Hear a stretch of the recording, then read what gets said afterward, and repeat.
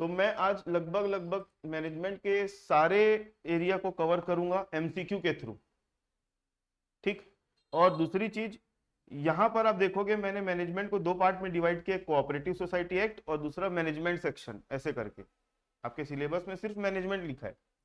तो cooperative society act से लगभग लगभग 5 नंबर का क्वेश्चन आने का चांस है, और मैनेजमेंट वाले सेक्शन से लगभग लगभग आपका 10 नंबर का क्वेश्चन आएगा। मतलब टोटल 15 नंबर का वेटेज है इसका। तो 5 नंबर मैं इसको दे रहा हूँ और 10 नंबर उसको दे रहा हूँ, क्योंकि मैनेजमेंट भी अपने आप में थोड़ा सा बड़ा कवरेज है। मतलब आप ये मत सोच के चलना कि पूरा पूरा मैनेजमेंट में आपका कोऑपरेटिव सोसाइटी एक्ट ही आ जाएगा। इसका वेटेज मात्र 5 से 6 नंबर, उससे ज्यादा का क्वेश्चन नहीं आएगा इसमें, क्योंकि मैनेजमेंट में और भी चीजें हैं पूछने लायक। तो ऑनलाइन वालों, आवाज आ रही है मेरी? आप लोग माइक ऑन करके इंटरेक्ट कर सकते हो, कुछ पूछना है तो पूछ भी सकते हो। ठीक है, चलो तो अपन आगे बढ़ते हैं। तो मैं है ना पहले क्या करूंगा, ऐसे आंसर को मैं छुपा के रखूंगा। आप लोगों को 2 मिनट अपने से ही सोचना है। क्लास खत्म होने के बाद मैं आप लोगों को पीडीएफ शेयर कर दूंगा। फिर आप लोग का जो भी आंसर रहेगा अपन उसके बाद बात करेंगे। पहले मतलब जो भी आपके दिमाग में आती है बात, आपको पहले आंसर देना है, उसके बाद अपन वो करेंगे। चलो, पहला क्वेश्चन। अभी अभी जो अपन 100 क्वेश्चन के आसपास देखेंगे ना, सब किसके ऊपर रहेंगे? कोऑपरेटिव सोसाइटी के ऊपर रहेंगे, है ना। What is the act number of Chhattisgarh cooperative society act 1960? Chhattisgarh सहकारी सोसाइटी अधिनियम 1960 का अधिनियम क्रमांक क्या है? अब ये सब चीज समझने वाली नहीं है, याद रखने वाली है। इसमें मैं क्या समझाऊं आपको? एक्ट का नंबर याद रखना है। तो इसका आंसर क्या होगा, चेक कर लो भाई। आंसर बी है। अब इसको 2 मिनट यहीं पे याद करने की कोशिश करो कि छत्तीसगढ़ कोऑपरेटिव सोसाइटी एक्ट का जो नंबर है वो कितना है? 17। 1961 उसका साल है। जैसे अभी कहां पर? नहीं तो आप नहीं समझे। जैसे अभी आपका क्या बोलते हैं, इनकम टैक्स एक्ट लागू कब से हो रहा है? 26 से लागू होने वाला है, लेकिन एक्ट का नंबर क्या होगा? 25। मतलब साल कौन सा लग रहा है? 25। तो वैसे भाई ये जो 1960 वाला है ये लागू इस साल से हुआ था। समझे मेरी बात? जैसे 25 का एक्ट था, 26 में लागू हुआ है, 1 अप्रैल से भी चल रहा है। तो वैसा ही है ये। हाँ हाँ। तो इसका नंबर क्या कहलाएगा आपका? 17। आगे बढ़े। चलो मैं आंसर छुपाने की कोशिश करूंगा।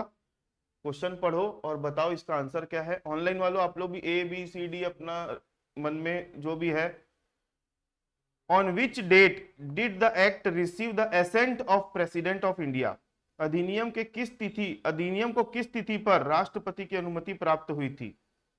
अब ये भी याद करने वाली चीज है, कहीं पे इसको समझने वाली चीज है नहीं। आंसर क्या है इसका? सी, 28 अप्रैल 1961। 28 अप्रैल 1961 को इसको अप्रूवल मिला था प्रेसिडेंट ऑफ इंडिया का। आगे बढ़े।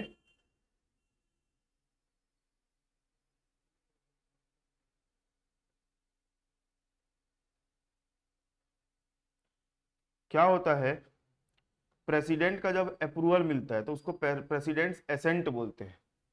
ठीक है। तो उसको जब जैसे ही वो अप्रूवल आता है, उसके बाद उसको ऑफिशियल गजट में पब्लिश किया जाता है। तो 1960-61 की बात करें तो उस समय MP छत्तीसगढ़ सब एक ही था। तो क्या बोल रहे हैं, पढ़ो question. When was the president assent first published in Madhya Pradesh gazette? राष्ट्रपति की अनुमति पहली बार मध्य प्रदेश राजपत्र में कब प्रकाशित हुई थी? ये भी याद करने वाला क्वेश्चन है। आंसर क्या है? बी, 12 मई 1961। अब ये डेट याद, क्रोनोलॉजिकल अगर समझोगे, एसेंट पहले मिला है और उसके बाद पब्लिश बाद में हुआ है मई में। कौन सी डेट को? 12 मई 1961 को। ठीक है, आगे बढ़े।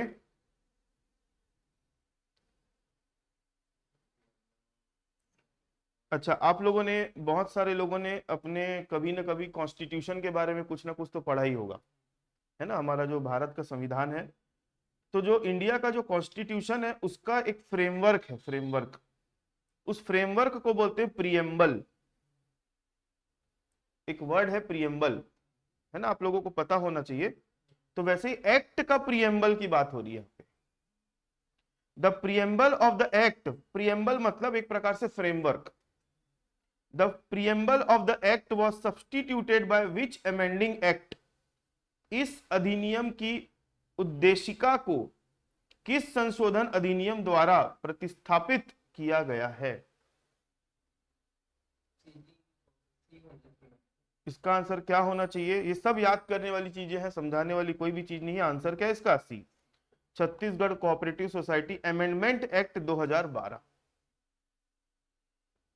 ठीक है, आगे बढ़ जाए।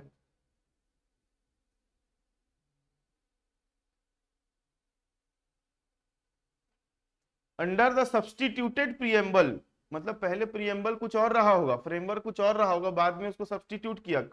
क्या ना, कब कौन से उसमें किया गया? CG cooperative society act amendment act 2012 में सब्सटीट्यूट कर दिया गया, मतलब उसको प्रतिस्थापित कर दिया गया। अब आगे क्या बोलता है? Under the substituted preamble cooperative society are organised based on which principle, प्रतिस्थापित उद्देशिका के तहत सरकारी संस्थाओं को किस सिद्धांत पर संगठित किया जाता है? Voluntary formation, democratic member control, autonomous functioning, all of the above. एक चीज बता रहा हूं आप लोगों को, मैक्सिमम क्वेश्चन, मैं सारे क्वेश्चन की बात नहीं कर रहा हूं, मैक्सिमम क्वेश्चन जहां पर अगर ऑप्शन में ये दिया हुआ है तो उसका आंसर यही होता है। मैक्सिमम क्वेश्चन के केस में, मैं सारे नहीं बोल रहा हूं। मतलब आपको अगर इस टाइप के क्वेश्चन में कहीं पे फंस रहे हो और ऑप्शन में ऑल ऑफ द अबव दिया है, तो ये 90% क्वेश्चन में ये आंसर सही रहता है। पढ़ लो क्या लिखा है, डी। ठीक है, आंसर क्या है? डी। अब इसका मतलब क्या होता है, इसका मतलब क्या होता है, इसका मतलब क्या होता है, आप लोग मेरे को समझा सकते हो?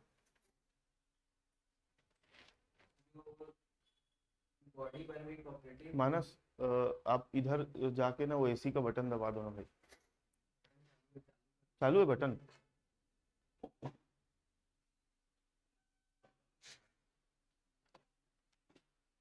वॉलेंट्री फॉर्मेशन मतलब सोसाइटी, स्वैच्छिक गठन कर सकते हो सोसाइटी का अपनी मर्जी से। डेमोक्रेटिक मेंबर कंट्रोल मतलब वहां पे कोई भी निर्णय लिया जाता है तो सबके सहमति से वोटिंग करा के लिया जाता है। और ऑटोनॉमस फंक्शनिंग मतलब इसका खुद का नियम कानून होगा, है ना। छत्तीसगढ़ कोऑपरेटिव सोसाइटी एक्ट के अंतर्गत इन लोग अपना क्या बनाते हैं? बायलॉज बनाते हैं, तो बायलॉज के हिसाब से इन लोग अपना नियम कानून सेट करते हैं। ठीक है, इसको अपन बोलेंगे ऑटोनॉमस फंक्शनिंग। तो ये तीनों जो है, इसका आंसर सही है, all of the above. Question number 6, पढ़ो क्या लिखा है। To which territory does the Chhattisgarh cooperative society act 1960 extend, Chhattisgarh सहकारी सोसाइटी अधिनियम 1960 का विस्तार किस क्षेत्र पर है? Whole of India, whole of Madhya Pradesh, whole of Chhattisgarh, only schedule area of Chhattisgarh. इसका आंसर क्या होना चाहिए? पूरे पूरे छत्तीसगढ़ में। मतलब ये एक्ट लागू कहाँ कहाँ पर होता है? तो पूरे छत्तीसगढ़ पर लागू होता है ये एक्ट। ठीक है, आंसर सी करेक्ट है। पढ़ो क्या लिखा है।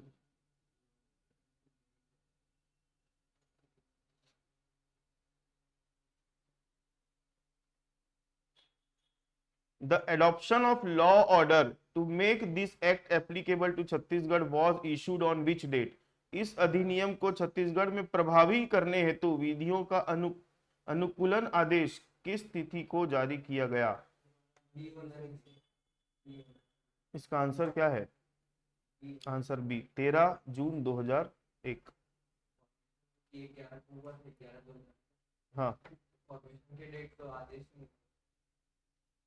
ये कौन सी डेट है पहले ये बताओ। ये वाली जो डेट है, ये आपकी छत्तीसगढ़ बनने की डेट है। मध्य प्रदेश छत्तीसगढ़ इस दिन अलग हुआ था, छत्तीसगढ़ राज्य एक स्वतंत्र राज्य बना बाद में।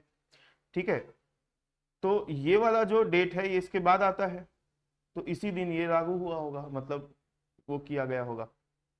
आगे बढ़ जाए।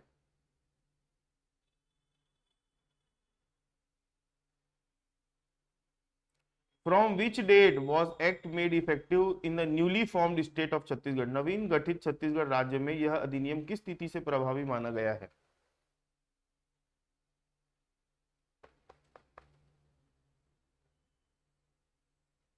किस तिथि से प्रभावी माना गया है?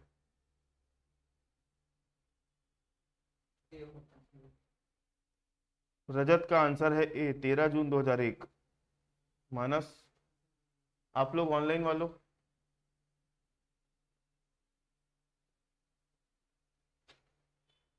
ऑनलाइन वालों,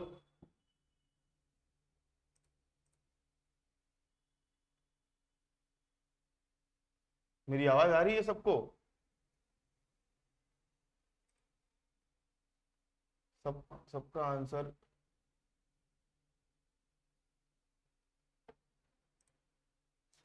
चलो देखते हैं इसका आंसर क्या है। इसका आंसर है सी, 1/11/2000। 1/11/2000। एक्ट तो पहले से चलता आ रहा था ना, मध्य प्रदेश के टाइम पे बना हुआ था। आगे बढ़े।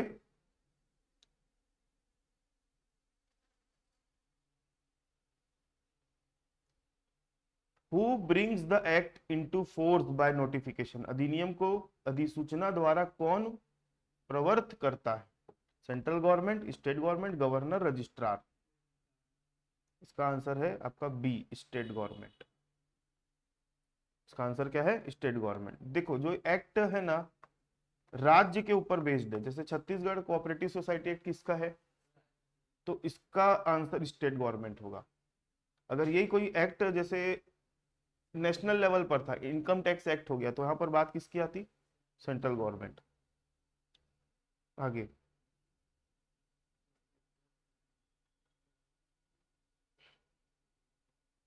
What is the central spirit of cooperation according to the judicial interpretation of Brij Gopal Daga versus State of MP? Brij Gopal Daga versus Madhya Pradesh राज्य में न्यायिक व्याख्या के अनुसार सहकारिता का केंद्रीय भाव क्या है?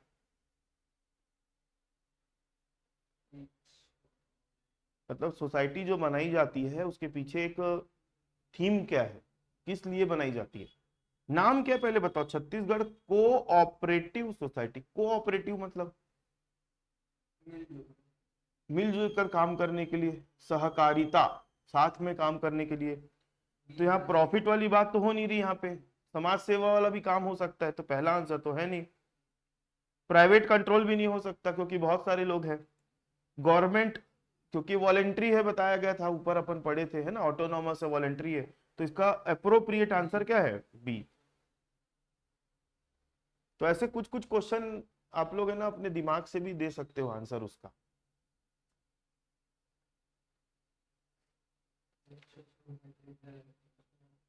Question number 11, which section contains definition under the act? याद रखना, किसी भी लॉ को पढ़ोगे ना, कोई भी लॉ पढ़ लो दुनिया का, दुनिया नहीं मतलब इंडिया के अंदर, तो सेक्शन 2 के ही अंदर सारी डेफिनेशंस लिखी हुई होती है। तो इसके भी सेक्शन 2 अगर आप खोल के देखोगे ना, तो आप लोगों को सारी डेफिनेशंस, सारी परिभाषाएं मिलेगी। तो आंसर इसका क्या करेक्ट? सेक्शन 2। अब ये थोड़ा सा under section 2A, additional registrar means an additional registrar appointed under which section? मतलब कभी कभी एक सेक्शन रिफरेंस दे देता है दूसरे सेक्शन के लिए। तो सेक्शन 2 जब आप खोल के देखोगे ना कोऑपरेटिव सोसाइटी एक्ट का, तो वहां पे एडिशनल रजिस्ट्रार की, वहां पे ना डिक्शनरी के फॉर्म में सारी डेफिनेशन लिखी रहती ए से जेड तक। जैसे डिक्शनरी खोलते तो सब रहता है कि नहीं, लाइन से अल्फाबेटिकली, तो वैसे ही एडिशनल रजिस्ट्रार की जब आप देखोगे ना, तो ये सेक्शन 2A के अंदर आपको इसकी डेफिनेशन मिलेगी। तो वहां से क्रॉस रेफरेंसिंग दे दिया है कि additional registrar means registrar appointed under which section, कौन से सेक्शन के तहत अपॉइंट होगा? तो कौन, ये सेक्शन 2 में लिखा हुआ है। ये याद करने वाली चीज है भाई साहब, डी, सेक्शन 3, मतलब सेक्शन 3 खोल के देखोगे ना तो रजिस्ट्रार को कैसे अपॉइंट किया जाता है उसकी प्रोसेस पूरा यहाँ पर आपको देखने को मिलेगी। तो सेक्शन 2 में लिखा है कि सेक्शन 3 के हिसाब से जो जिसकी रजिस्ट्रार की क्या अपॉइंटमेंट होगा उसको एडिशनल रजिस्ट्रार बोलेंगे। क्लियर है? आगे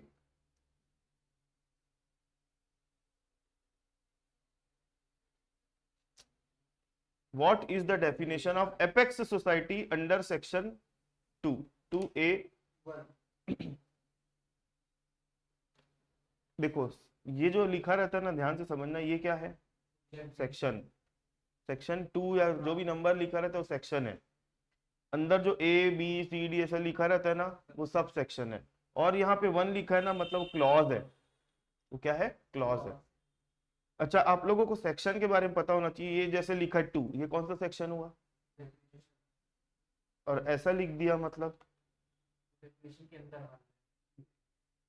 ऐसा लिखा मतलब उससे क्या समझते हो?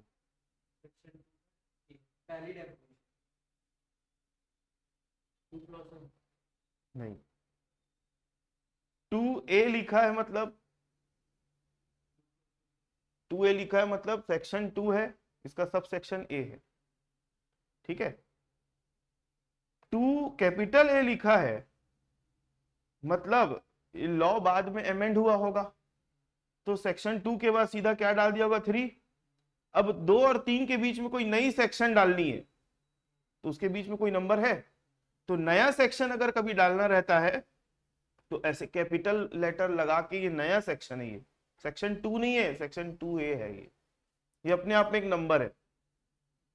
तो जहां पर भी आप किसी सेक्शन के साथ कैपिटल लेटर देखते हो तो एक अपने आप पे खुद एक सेक्शन होता है, वो तो सब सेक्शन नहीं कहलाएगा। ठीक है। छोटा लेटर अगर होगा तो वो फिर सब सेक्शन वाले कैटेगरी में जाएगा। चलो पढ़ते। What is the definition of apex society? Apex society की डेफिनेशन क्या है?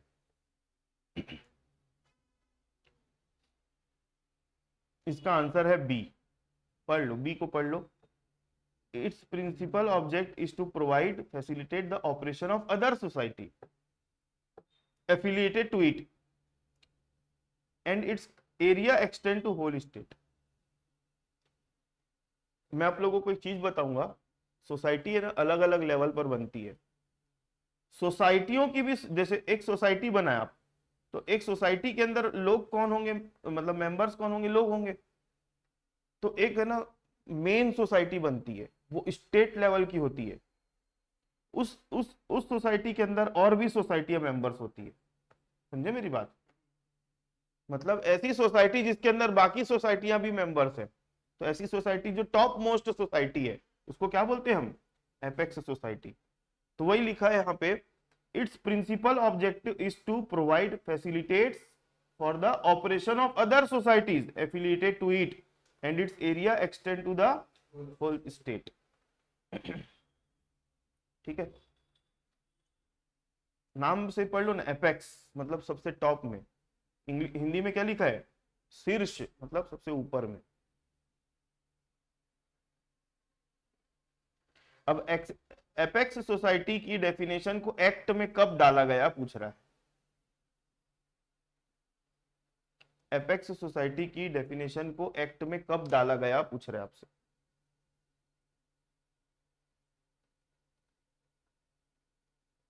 इसका आंसर होगा ए। मतलब पहले ये डेफिनेशन नहीं रही होगी, बाद में इसको डाला गया है एक्ट नंबर 8 में 1970 में। एक मिनट ना।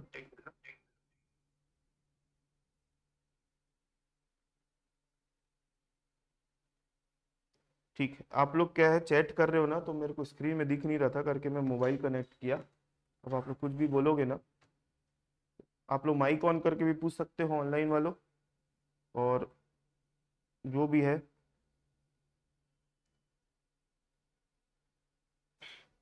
तो इसका आंसर क्या है भाई?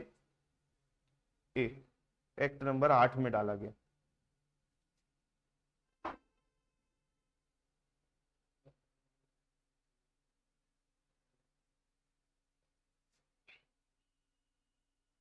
Company under section 2 means a company defined under which act?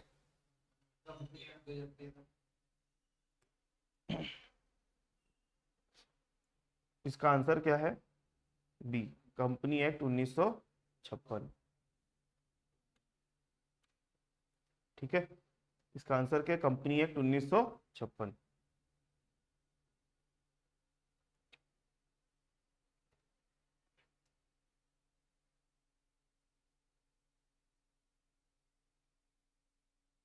पढ़ो क्या लिखा है आगे। Which of the following is the principal object of cooperative union under section 2 sub section ये सब?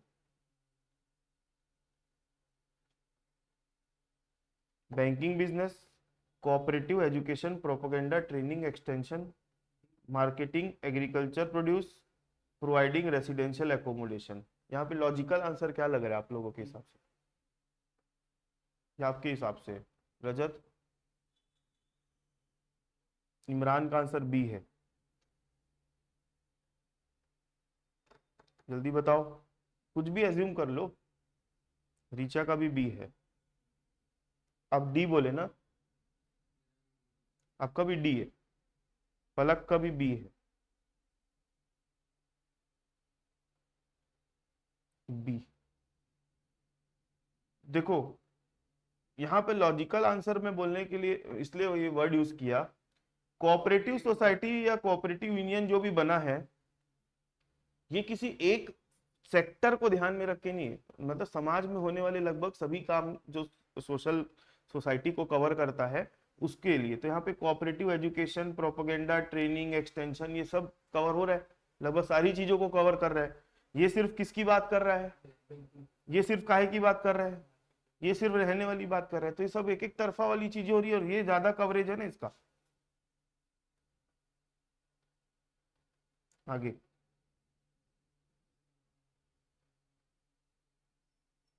under current definition of board under section 2D was substituted by which amendment? मतलब ये वाला जो डेफिनेशन है बोर्ड का, इसको कब सब्सटीट्यूट किया गया था ऐसा पूछ रहा है, याद कर लो। आंसर क्या है? CG amendment act number 6 2013।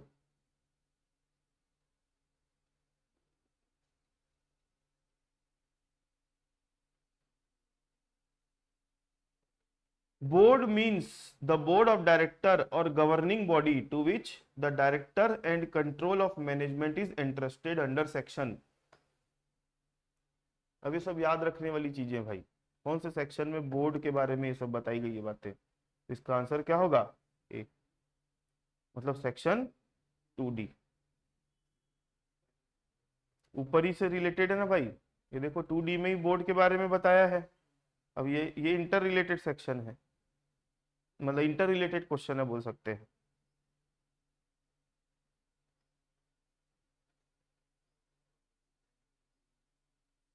चलो इसका आप लोग एज्यूम करो आंसर क्या होगा। मैंने आप लोगों को एक चीज सिखाई थी अभी थोड़ी देर पहले। What does cooperative bank include under section 2?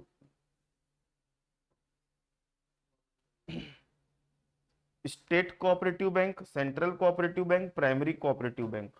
क्या होगा आंसर इसका? आंसर क्या बोल रहे हो आप लोग? हाँ, all of the above.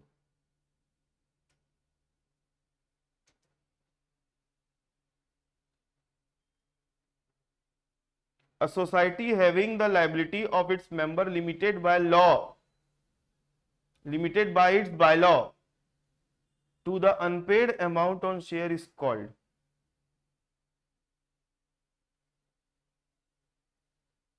Important question है ये।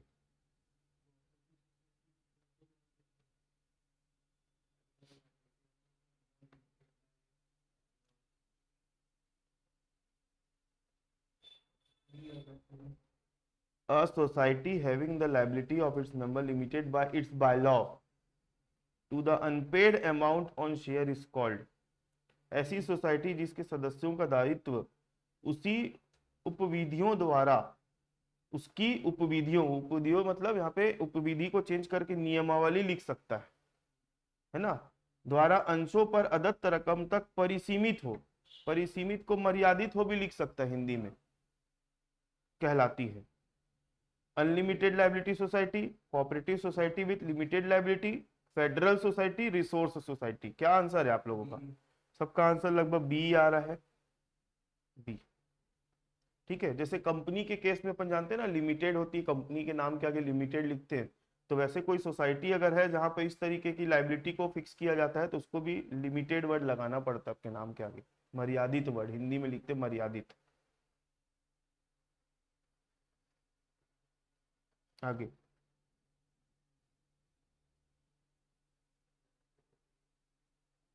under whose superintendence, control and direction does the chief executive function under section? Registrar, state government, chairman of the board, liquidator. इसका आंसर क्या है? सी, चेयरमैन ऑफ द बोर्ड। इसका answer क्या है? Chairman of the board. ये PDF में आप लोगों से शेयर कर दूंगा क्लास खत्म होने के बाद।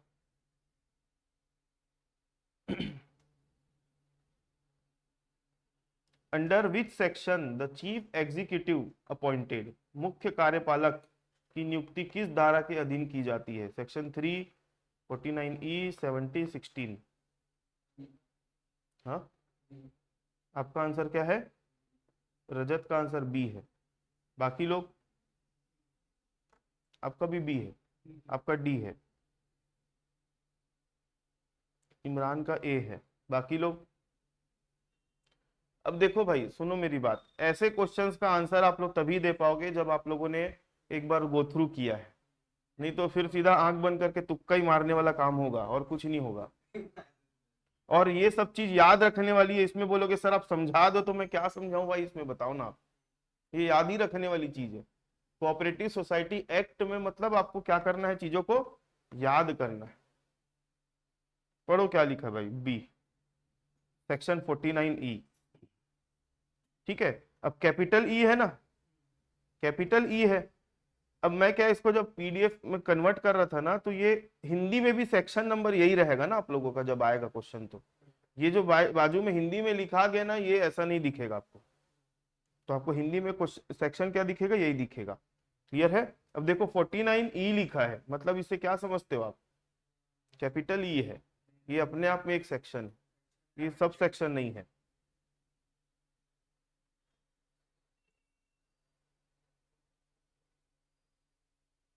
पढ़ो।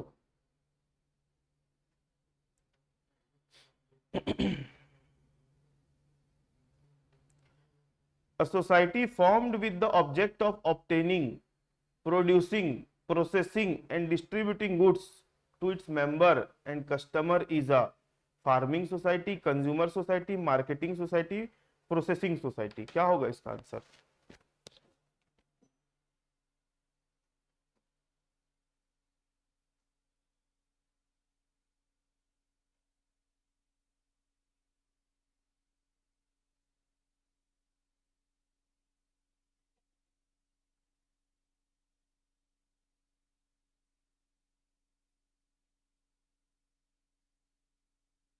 क्या होगा आंसर? सबका सी आ रहा है आंसर इसका। हाँ, आपका डी है, मानस।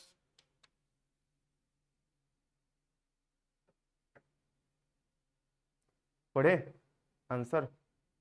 B, consumer society. क्या है इसका आंसर? Consumer society. आगे,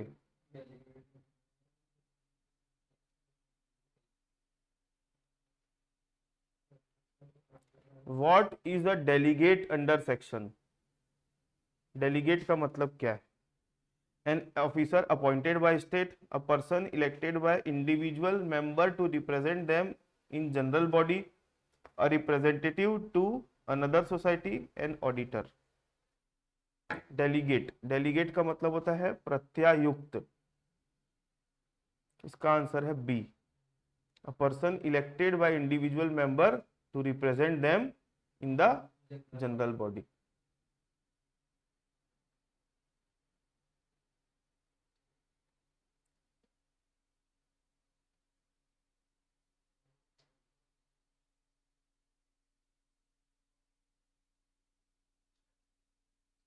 अगर ये क्वेश्चन आया तो ये जो है ये इसके बदले DICGC लिखा रहता है कभी कभी शॉर्ट फॉर्म में, कभी कभी क्या लिखा रहेगा इसके बदले शॉर्ट फॉर्म में DICGC।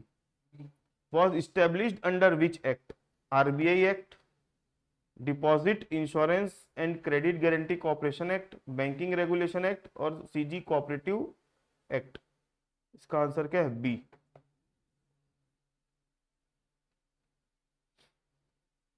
ठीक है, हाँ, ये एक प्रकार की स्कीम होती है। इस स्कीम के तहत लोगों को, एक सिंपल सी बात करूं तो, लोन दिया जाता है। DICGC यहाँ पे लिखा है ना, गारंटी कॉर्पोरेशन, मतलब जब जैसे आप लोग मुद्रा योजना सुनी हो ना, गवर्नमेंट की मुद्रा लोन चलता है, वैसे ही एक प्रकार का ये भी स्कीम था नहीं मतलब है अभी भी। हाँ, deputy registrar means deputy registrar appointed under which section? Registrar की अपॉइंटमेंट की बात होगी तो कौन से सेक्शन में बात आएगी? आंसर है बी, सेक्शन 2 में डिप्टी रजिस्ट्रार की डेफिनेशन लिखी होगी। तो deputy registrar means registrar appointed under section 3, ऐसा क्या है। जब आप कोऑपरेटिव सोसाइटी एक्ट पढ़ोगे ना, तो उसमें है ना, सेंट्रल गवर्नमेंट, स्टेट गवर्नमेंट क्या करती है, एक रजिस्ट्रार अपॉइंट करती है। ठीक, अब रजिस्ट्रार का जो मेन होता है पूरे कोऑपरेटिव, मतलब इसको पूरा एक्ट को एग्जीक्यूट करने, इसका पूरा पालन कराने के लिए, अब ये पूरे छत्तीसगढ़ में लागू कराना है तो उसके ऊपर, अकेले के ऊपर लोड आ जाता है। तो रजिस्ट्रार के अंदर और लोगों को डिप्टी रजिस्ट्रार, असिस्टेंट रजिस्ट्रार को अपॉइंट किया जा सकता है। और आप लोगों को बता दूं, रजिस्ट्रार के अंदर जिसको deputy registrar, assistant registrar appoint करेगा ना, तो कभी कभी सब ऑडिटर लोगों को उठा के उस पोस्ट पे बैठा दिया जाता है। ठीक है, ये पढ़ोगे तो सब लिखी हुई बातें उसमें। Deputy registrar means a deputy registrar appointed under section 3। What does development bank means under section 2HH? Development bank का मतलब क्या होगा?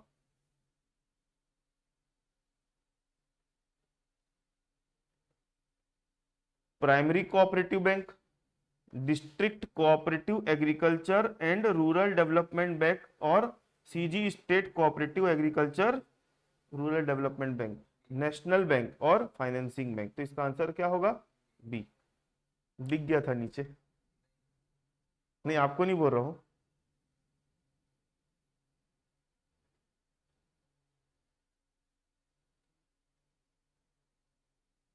पढ़ो क्या है।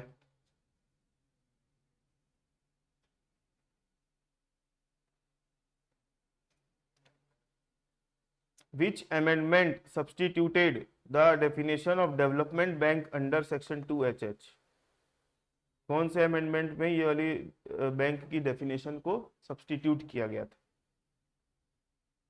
इसका आंसर क्या है? ए, CG amendment act number 20 of 2003।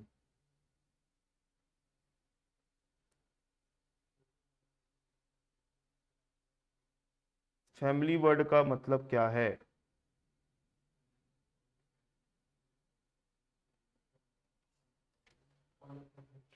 A person and spouse, dependent children, dependent relation, jointly residing, all of the above।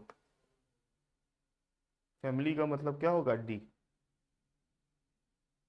Family का मतलब पर्सन, और स्पाउस मतलब पति पत्नी, डिपेंडेंट चिल्ड्रन जो इनके ऊपर निर्भर है, डिपेंडेंट रिलेशन जॉइंटली रिसाइडिंग मतलब जो बाकी के लोग जो उनके ऊपर आश्रित है, सबको मिला करके क्या बोला जाएगा? फैमिली। ठीक है, तो ऑल ऑफ द अबव इसका answer.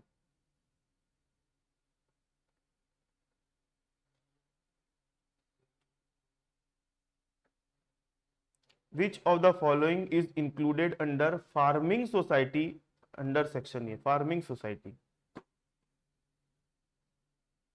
टीनेंट farming society, collective farming society, irrigation society and crop protection society, all of the above. तो जब भी मैंने बताया ना क्वेश्चन में अगर ये ऑप्शन दिया है तो 90% क्वेश्चन के केस में यही हमारा आंसर होता है, ऑल ऑफ द अबव।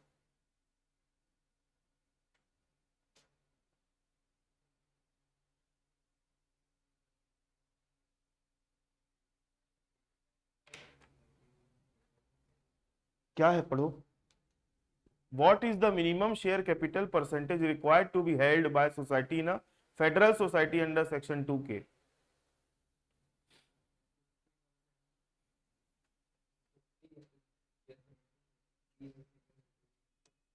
लगाओ अपना लॉजिक।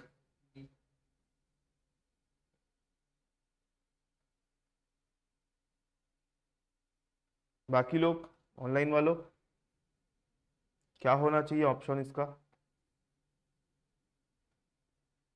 इसका आंसर है बी, नॉट लेस देन 50%। ठीक है, हाँ इमरान, 50% से ज्यादा कम नहीं होना चाहिए।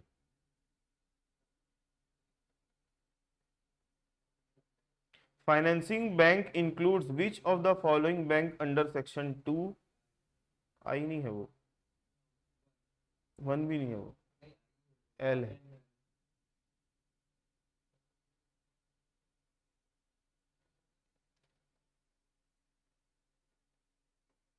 Development bank, state cooperative bank, both A and B, only primary bank.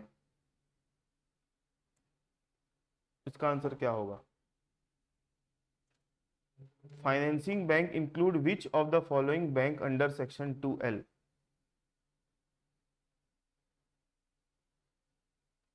इसका आंसर होगा सी, डेवलपमेंट बैंक और कोऑपरेटिव बैंक, मतलब answer C. General society means which does not fall under, अरे option, general society means a society which does not fall under,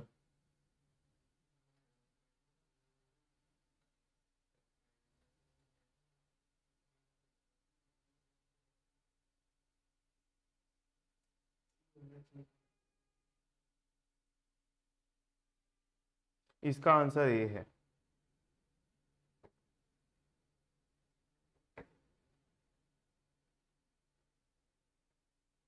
अब इसका answer आप logic से दे सकते हो।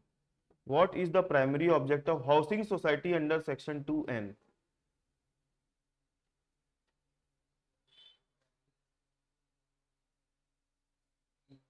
हाँ, इसका आंसर आपका क्या है रजत? बी। बाकी लोग? अंकित का बी है, पलक का बी, चित्रांशी का बी, इमरान का B, providing residential accommodation to members. Answer क्या लिखा है इसका? बी। ठीक है, वो तो मैं क्या बोल रहा हूँ, बहुत सारे क्वेश्चन ऐसे रहते हैं नाम से ही अपन लॉजिक लगा सकते हैं।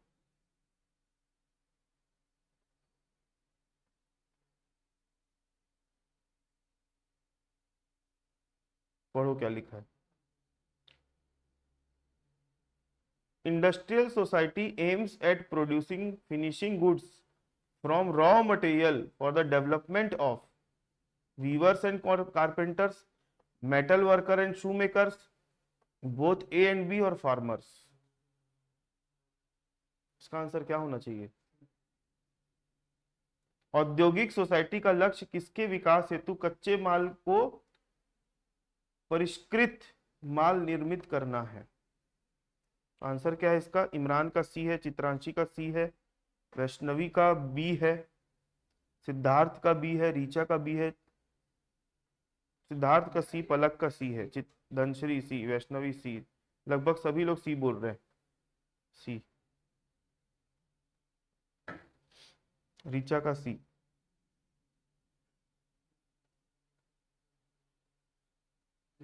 Liquidator means a person appointed under which section of the act? 3, 16, 48 70। हाँ,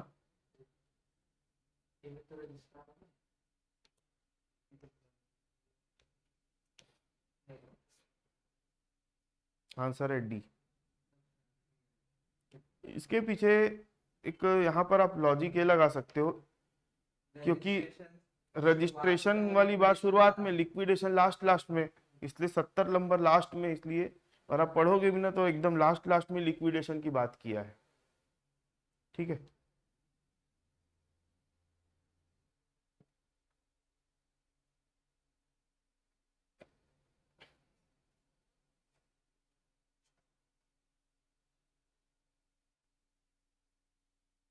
What is the definition of marketing society under section 2Q?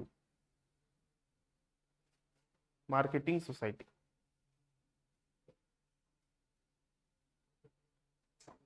Society formed for providing housing, मतलब वो तो वाला चला गया, रेसिडेंशियल वाले में चला गया। Society formed for the purpose of marketing agriculture और other produce. Society formed under student welfare. Society formed for processing raw material. इसका आंसर क्या लग रहा है उचित? बी।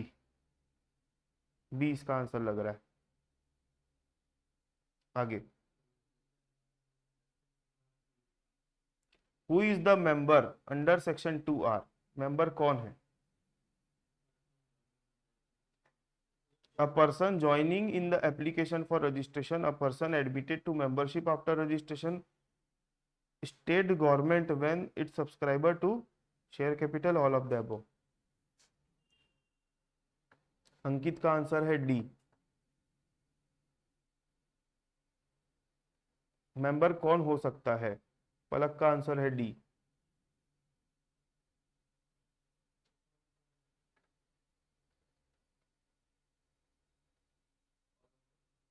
रजत का भी आंसर डी है।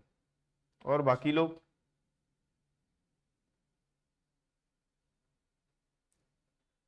भूमि, भूपेन, चित्रांशी, दिव्यांशी, धनश्री, उर्मी, इमरान, पलक, पूजा, Priyanshu, Richa, Ritu, Siddharth, Upendra, Vaishnavi, Yashwant.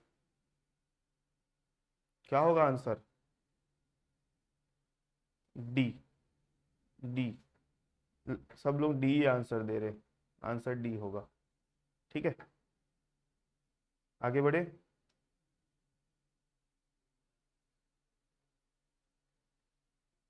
Multipurpose society,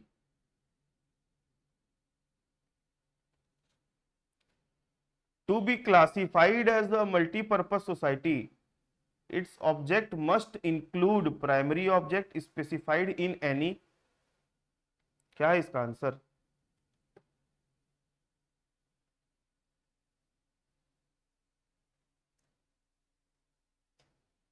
to और मोर क्लॉजेस। इस टाइप का क्वेश्चन थोड़ा सा है ना, ये बन तो जरूर गया है, लेकिन इस तरीके का जो क्वेश्चन है ना वो पेपर में कम आता है। मतलब क्लियर नहीं दिख रही ना चीजें, वो आएगा ना एकदम क्लियर कट वाला क्वेश्चन आएगा। इस टाइप का क्वेश्चन नहीं आता। फिर भी इसका आंसर क्या पढ़ लो, ए।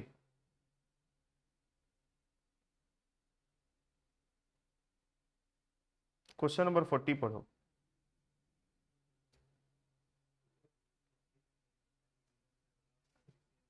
What is meant by minimum level of services under section 2S1? Minimum wages paid to employees, minimum services provided for fulfillment of basic objective in the bylaws, services provided to the nominal members only, the lowest profit margin। Minimum level of service मतलब क्या? Answer इसका क्या है? Minimum services provided for fulfilment of basic objectives in the bylaws. Question number 41।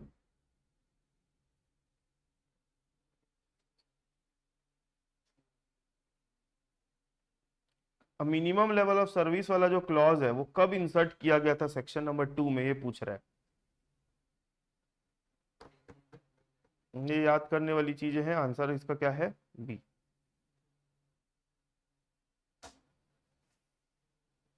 Under which section is the nominal member admitted to membership?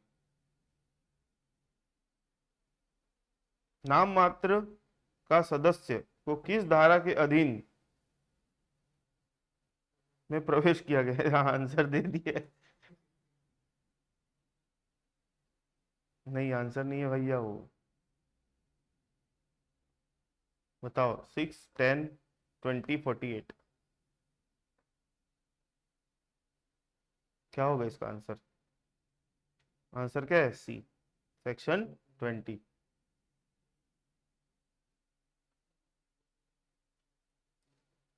ये सब चीजें ना, आप लोग जहाँ मैनेजमेंट ऑफ सोसाइटी करके एक चैप्टर है, मैंने पीडीएफ भेजा है ना आप लोगों को, उसमें देखोगे मैनेजमेंट ऑफ सोसाइटी, वहां पर आपको ये सारी चीजें देखने को मिलेगी। Who include in the definition of officer under section? Chairman, vice chairman, president, vice president, managing director, manager, secretary, treasurer, member of the board, या ऑल ऑफ द अबव? मैंने क्या सिखाया था आप लोगों को? चेक करते हैं अपना तुक्का सही लगता है कि नहीं। All of the above. Officer किसको बोलेंगे? इन सबको ऑफिसर बोला जाएगा। आगे,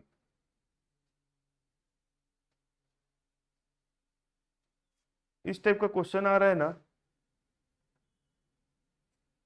इस टाइप का क्वेश्चन आ रहा है, इसका पहले आंसर देख लेते फिर मैं कुछ बताऊंगा।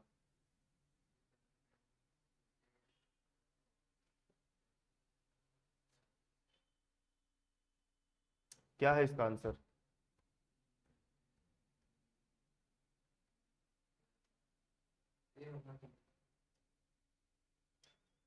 रजत का आंसर है। मानस, आप लोग ऑनलाइन वालों,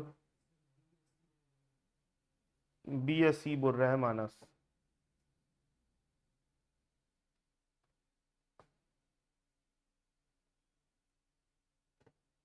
इमरान, रीचा, इन लोग ए बोल रहे हैं।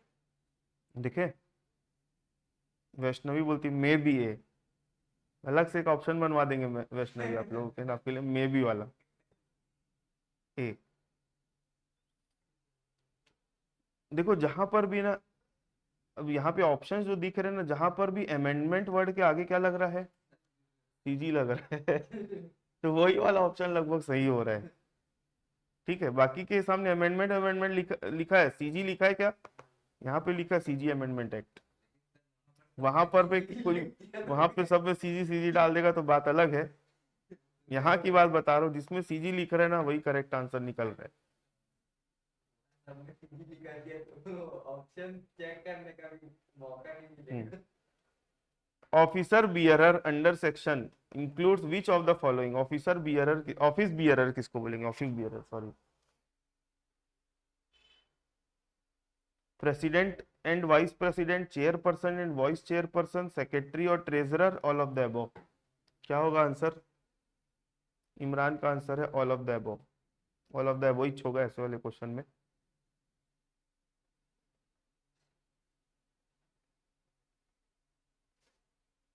अब बताओ, वापस से वैसे ही वाला है। ऑफिस बियरर वाला जो वर्ड है, इसके डेफिनेशन को कब इंसर्ट, कैसे इंसर्ट किया, मतलब कब इंसर्ट किया गया था? तो इसका आंसर क्या होगा? B. Other backward class means under section 2U, other OBC, इसके अंदर मतलब क्या है बताओ?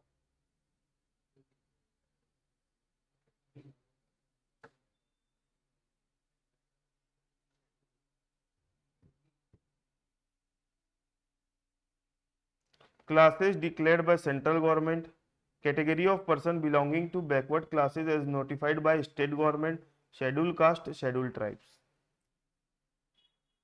इसका आंसर क्या है? B.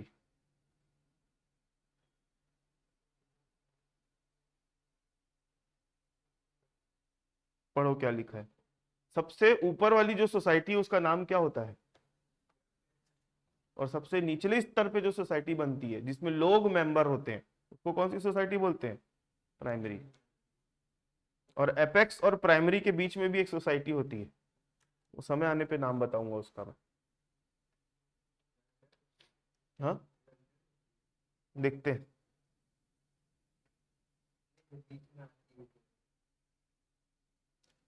What is the primary society according to section 2 UI, बताओ। Society registered under section 4, society which is neither an apex or nor central, a student welfare society, an urban resource society। Answer क्या है? B.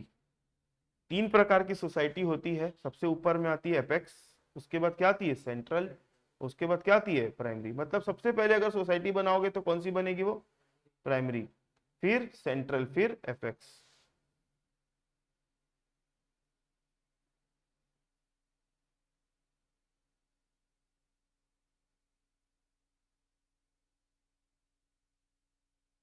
क्या होगा इसका answer?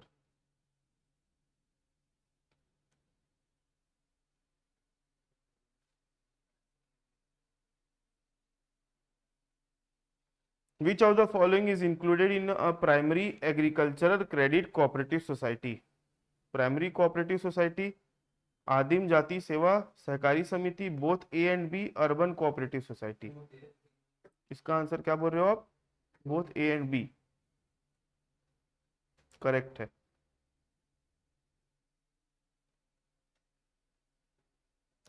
A primary cooperative society is a resource society other than a village or urban resource society licensed or permitted by which authority?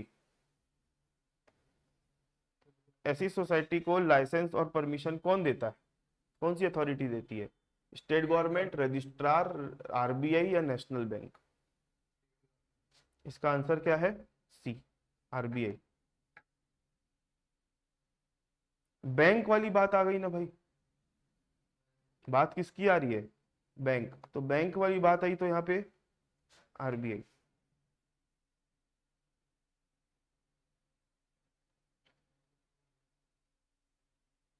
A society formed with the object of producing and disposing of goods as a collective property of its member is a producing and disposing of goods as a collective property of its member is a consumer society, processing society, producer society, resource society।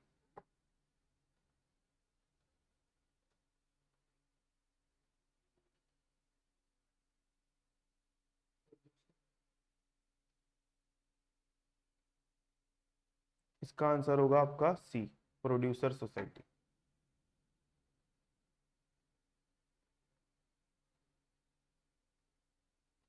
ठीक है।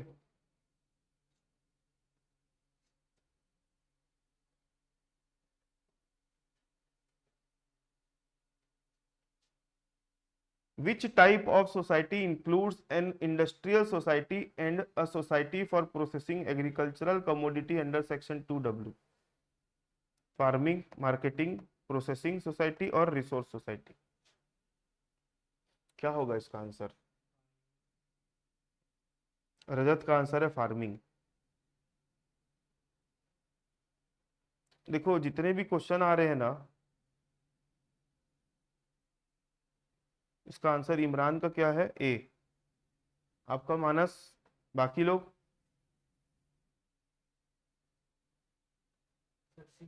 सी, processing society. अब आप लोगों को एक काम दे रहा हूं मैं, आप लोग आज कोऑपरेटिव सोसाइटी एक्ट का जो मैंने नोट दिया आप लोगों को उसको पढ़ना। उसमें अलग अलग टाइप ऑफ सोसाइटी होती है, टाइप्स ऑफ सोसाइटी पूरा बना हुआ है। उसको पढ़ोगे ना तो कौन सी सोसाइटी किस पर्पस के लिए बनी है, अगर आप उसको पढ़ोगे तब आप इसका आंसर सही दे पाओगे। समझे मेरी बात? तो आप एक बार पढ़ना, उससे ये सारी चीजें क्लियर हो जाएगी आप लोगों की। आगे, हु इज रजिस्ट्रार? रजिस्ट्रार कौन है? Registrar appointed under section 6, registrar of cooperative society appointed under section 3, any registrar, any additional registrar, chairman of the tribunal. Answer इसका क्या है? बी। ठीक है। What is representative? रिप्रेजेंटेटिव का मतलब क्या? An employee of the society, member of the society elected to represent the society in other societies, a legal practitioner, government nominee। इसका answer B होगा। मतलब अपनी सोसाइटी को किसी और के सामने रिप्रेजेंट करने के लिए हम क्या करते हैं, एक रिप्रेजेंटेटिव को इलेक्ट करते हैं, फिर जाके हमारी रिप्रेजेंटेशन देता है वहां पे।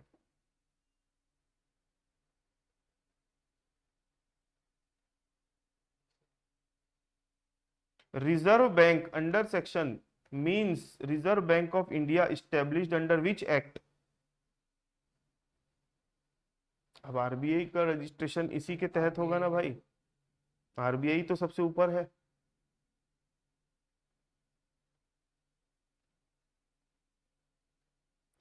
A resource society include which of the following under section 2Y। Resource society के अंदर कौन कौन सी चीजें होंगी, service society, primary credit society, both A and B, और हाउसिंग सोसाइटी। इसका आंसर क्या बोल रहे हो आप, C. Who appoint the returning officer under section 2YI।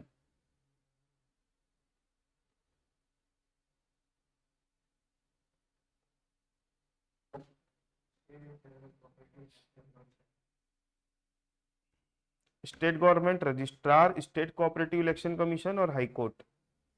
Returning officer को कौन अपॉइंट करता है, C, state cooperative election commission. हम्म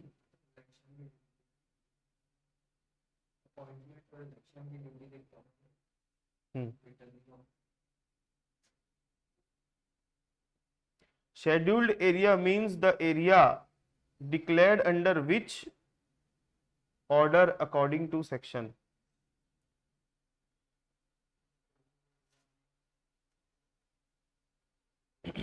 शेड्यूल एरिया मतलब क्या,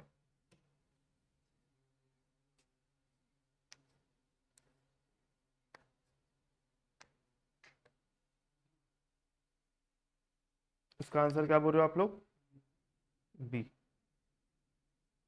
schedule area states of Bihar, Gujarat, Madhya Pradesh, Orissa, ये वाला। आगे, what is a service sector society, क्या है आंसर,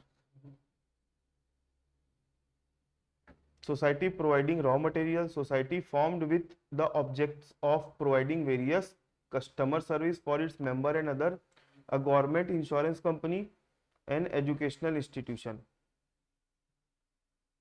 क्या है आंसर इसका, बी।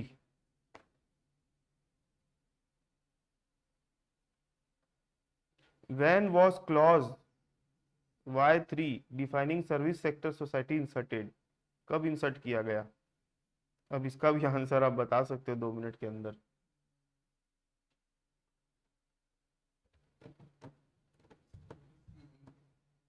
ये वाला आंसर होगा।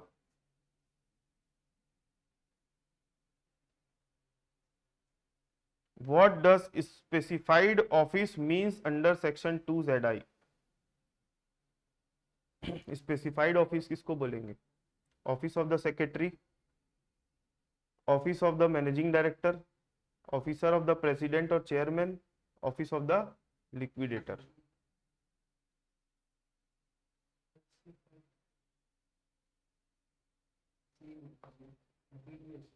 आंसर क्या है, सी, प्रेसिडेंट और चेयरमैन के ऑफिस। ठीक है,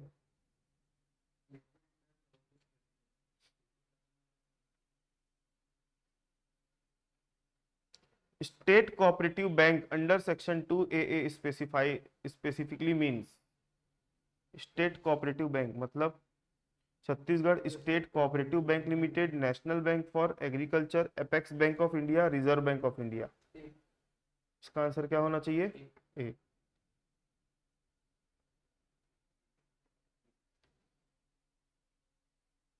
who is student under section 2BB।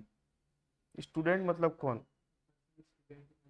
Only school children, a person studying in any educational, vocational और training institution, person under 18 years, nominal member.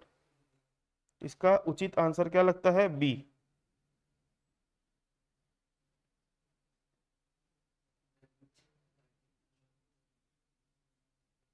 under which article of the Constitution of India are scheduled caste specified for state under section 2cc?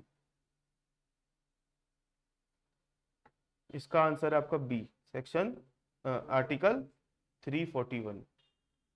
ठीक है, देखो schedule caste वाली बात आएगी ना तो कौन सा आर्टिकल है, और शेड्यूल ट्राइब्स वाली बात आएगी तो इसका आंसर क्या है 342।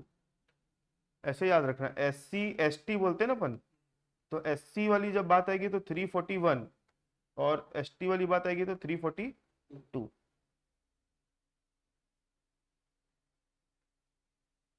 What does tribunal mean under section 2EE? Tribunal मतलब क्या? High court of Chhattisgarh, Chhattisgarh state cooperative tribunal constituted under section 77, revenue board, central administrative tribunal. बीच होगा, छत्तीसगढ़ वाली बात आ रही है, स्पेसिफिक बात कर रहा है।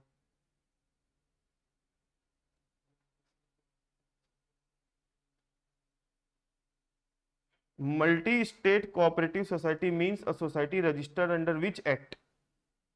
Cooperative society act 1960, multi state cooperative society act 2002, cooperative society act 1912, multi state act 1984। इसका आंसर है आपका बी। ठीक है, बी। बी में क्या बोलता है? Multi state cooperative society act 2002।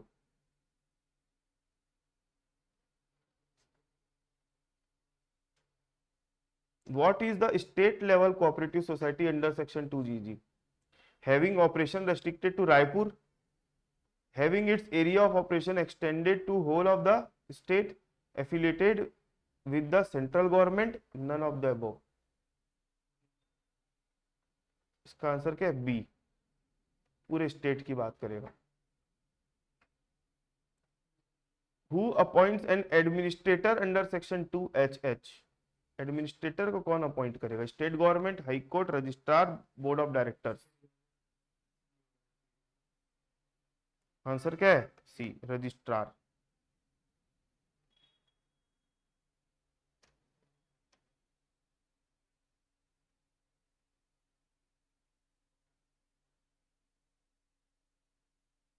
During what period is an administrator appointed to manage the affairs of the society? किस काल विधि के दौरान सोसाइटी के क्रियाकलापों का प्रबंधन करने के लिए प्रशासक की नियुक्ति किया जाता है? During winding up, during the period in which board is kept under suppression और suspension, during registration, every 5 years। इसका आंसर क्या है?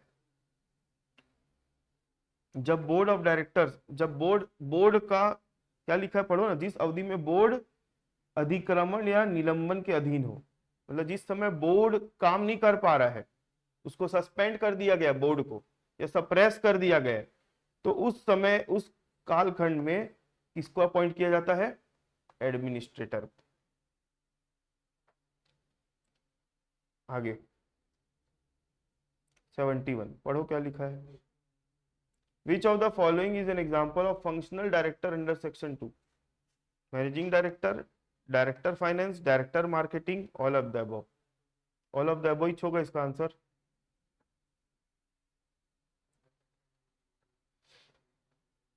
Under section 2JJ, the State Cooperative Election Commission refers to the commission in which section 348, 50B, 77। क्या होगा इसका answer?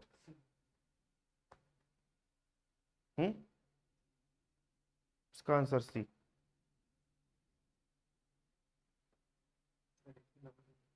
ठंडी लग रही है?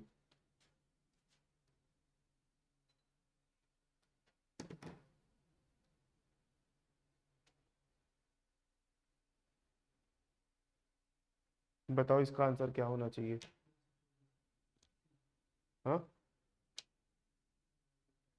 under which article of the Constitution of India does the State Cooperative Election Commission function for superintendence and control of the election?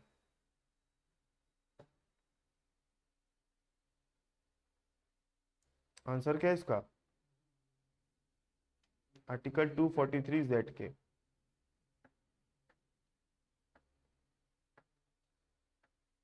इसका answer तो question पढ़े भी नहीं होगा। कह देखो।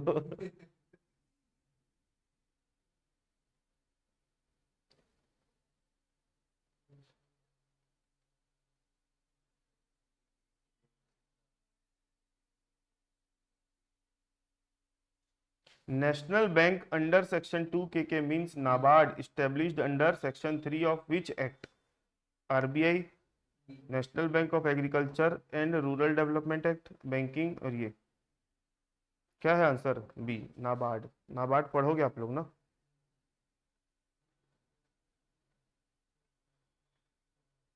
इसका आंसर ये है।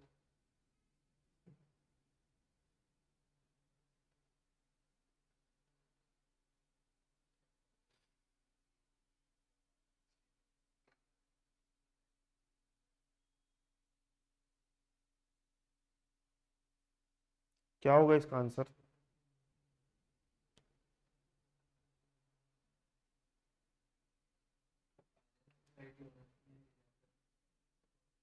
According to the case of Manoj Tarwala versus State of MP 2007, a cooperative society doing banking business is covered under which definition of the Recovery of Debts Act 1993? तो इसका आंसर है आपका ए, बैंक और banking company.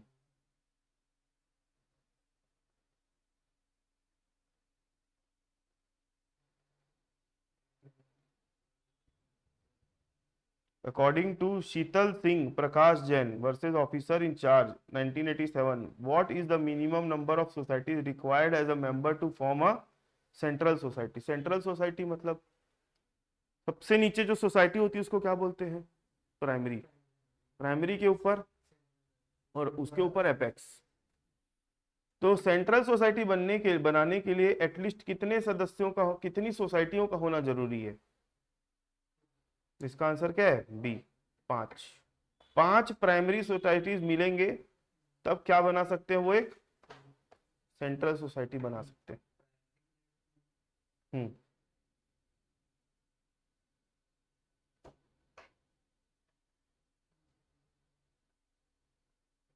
Who is legally considered a friend, philosopher, and guide to cooperative movement under judicial observation? Ministry of Cooperation, Chief Executive, Registrar और Chairman of the Board? Answer क्या है इसका? सी, registrar. Friend माना जाता है, इसको क्या माना जाता है? फिलोसोफर। इसको क्या माना जाता है? गाइड।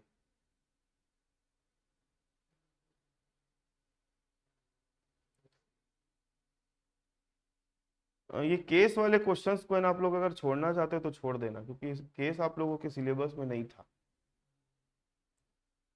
ठीक है, फिर भी पढ़ लो क्वेश्चन को क्या बोलता है।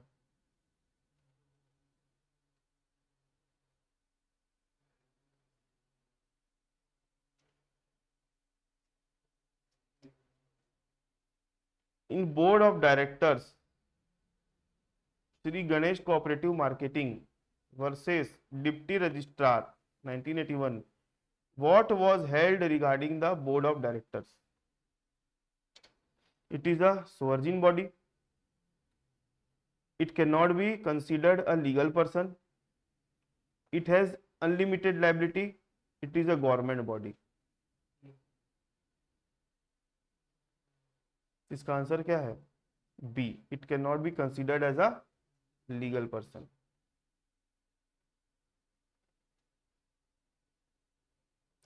Chapter 2 of the act deal with which topic? Management of society, registration, audit and inquiry, dispute and arbitration.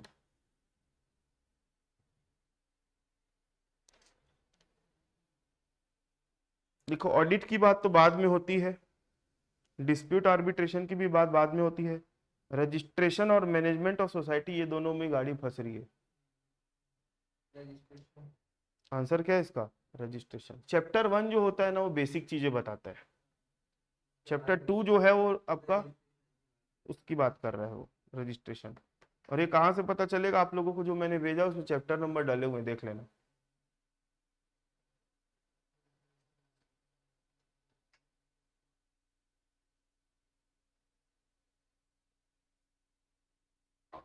Who appoints the registrar of cooperative society for the state under section 3(1)? Central government, governor, state government और high court? State government.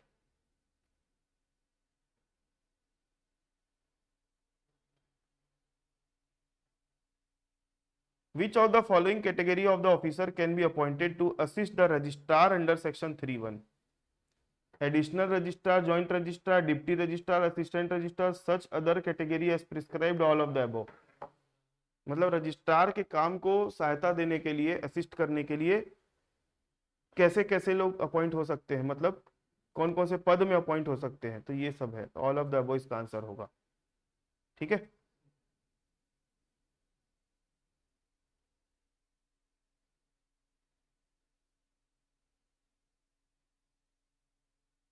officer appointed to assist registrar shall exercise power within such area specified by।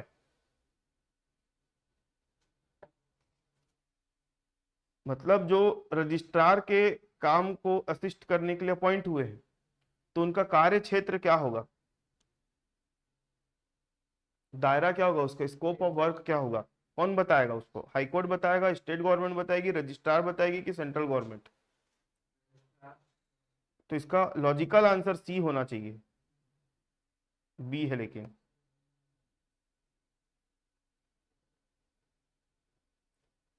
इसका answer क्या है? B, state government बताएगी।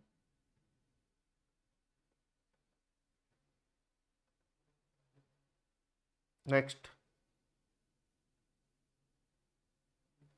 which officer are exclusively directed to exercise power to hear appeal under section 78 according to the proviso to section 3(2)? assistant registrar or deputy registrar, assistant registrar, joint registrar, administrator or any designated officer?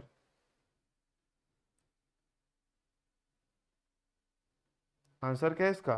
B, additional registrar या फिर joint registrar.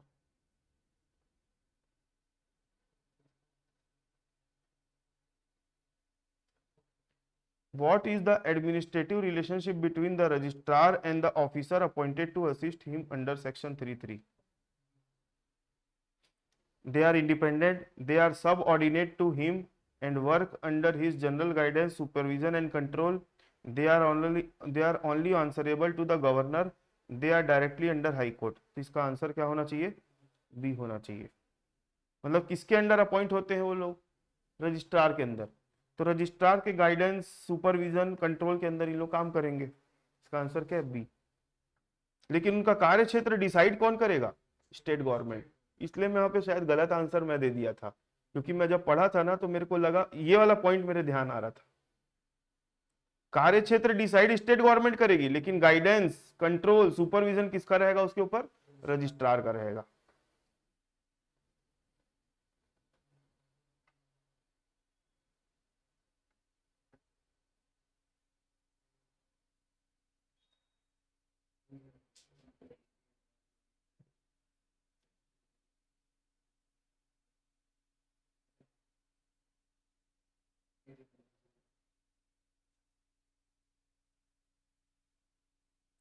Can the power of member expulsion be delegated by the joint registrar to the deputy registrar as per Bhilai नगर नागरिक सहकारी bank versus MP revenue board? तो ऐसा case वाला है ना, आप लोगों को पढ़ना नहीं है वैसे, ठीक है, इसको मैं स्किप कर रहा हूँ।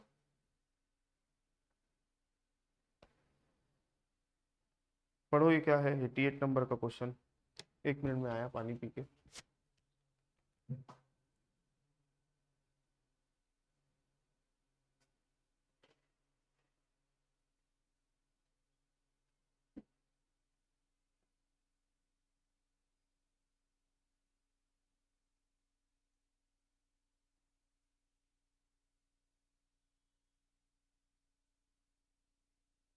क्या है sir?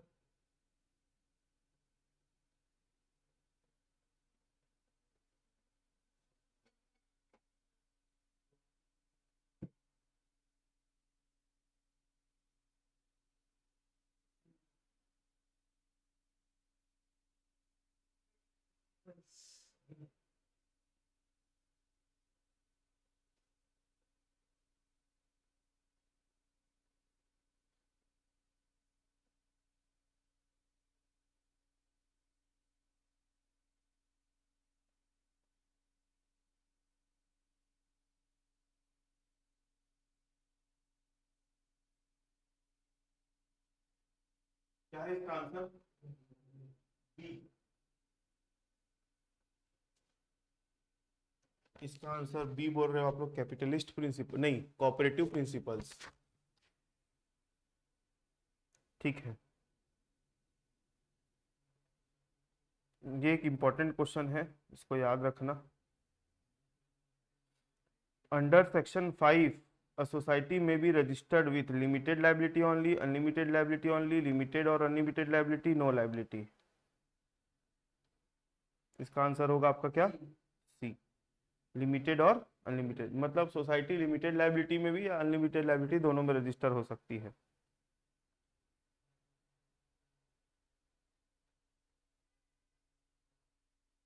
According to the proviso to section 5। अच्छा, प्रोविजो वर्ड मतलब क्या समझते हो? प्रोविजो, प्रोविजो मतलब क्या? जैसे कुछ सेक्शन है, सेक्शन के अंदर कुछ बातें लिखी हुई है तो उसको बोलते हैं प्रोविजन। अब उसका एक्सेप्शन अगर कुछ होगा, उस प्रोविजन का कुछ एक्सेप्शन अगर होगा तो उस एक्सेप्शन को प्रोविजो बोलते हैं। ठीक है। According to the proviso to section 5, if any other society is sorry if another society is a member of society, it is a liability shall be limited unless the registrar cancel its, state government by general or special order, otherwise direct the member vote for unlimited liability, it is an apex society। इसका answer क्या होगा? B. ये है ना, आप लोग जब registration वाला चैप्टर पढ़ोगे ना तब आप लोगों को इसको समझ में आएगा, उसके अंदर आगे में आपको देखने को मिलेगा। क्या बोलना चाह रहे हैं, वापस से पढ़ो। According to the proviso to section 5, if another society is a member of society, मतलब एक सोसाइटी, इसकी कोई एक और मेंबर है जो कि खुद भी सोसाइटी है, it's liability shall be limited, उसकी लाइबिलिटी क्या होगी? लिमिटेड, अनलेस, इसका आंसर करेक्ट क्या है? बी है, स्टेट गवर्नमेंट बाय जनरल और स्पेशल ऑर्डर, अदरवाइज डायरेक्ट।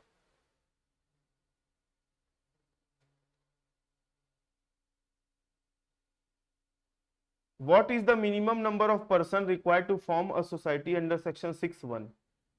5, 10, 20, 50, कितने नंबर होने चाहिए? 10। कितने सदस्य होने चाहिए? 6(1) लिखा है ना, मतलब कौन सी सोसाइटी की बात हो रही है? प्राइमरी। प्राइमरी सोसाइटी बनाने के लिए कितने member?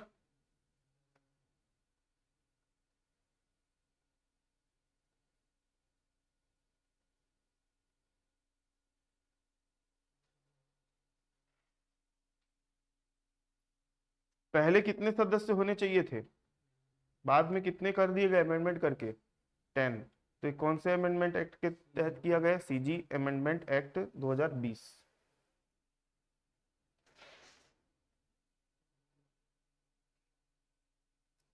To be eligible for registration under section 6(1), the person must be competent to contract under which section of the Indian Contract Act? अच्छा चलो पहले ये बताओ, person competent to Indian contract act, इससे आप क्या समझते हो?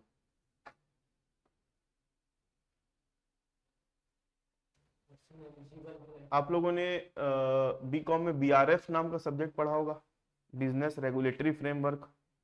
उसमें एक एक्ट आया होगा, कॉन्ट्रैक्ट एक्ट, पता होगा आप लोगों को। तो कॉन्ट्रैक्ट करने के लिए कौन कौन एलिजिबल होता है? 3 टाइप के लोग एलिजिबल होते हैं। पहला, person of sound mind,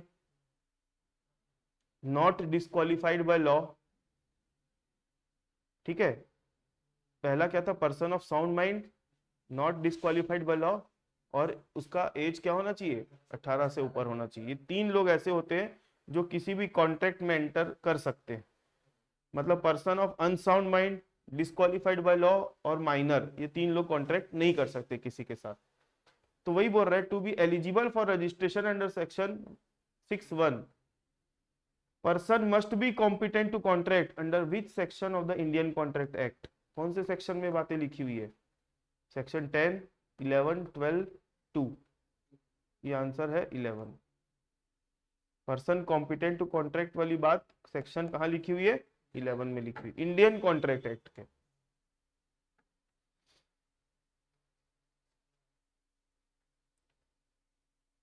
Under section 6(1), the person forming a society must belong to different family and must not be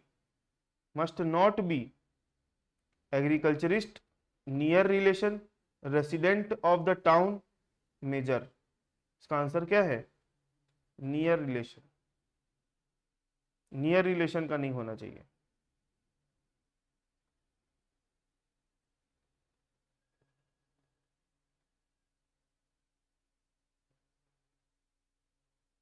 Can a society formed exclusively for the benefit of student be registered even if its member have not attained majority?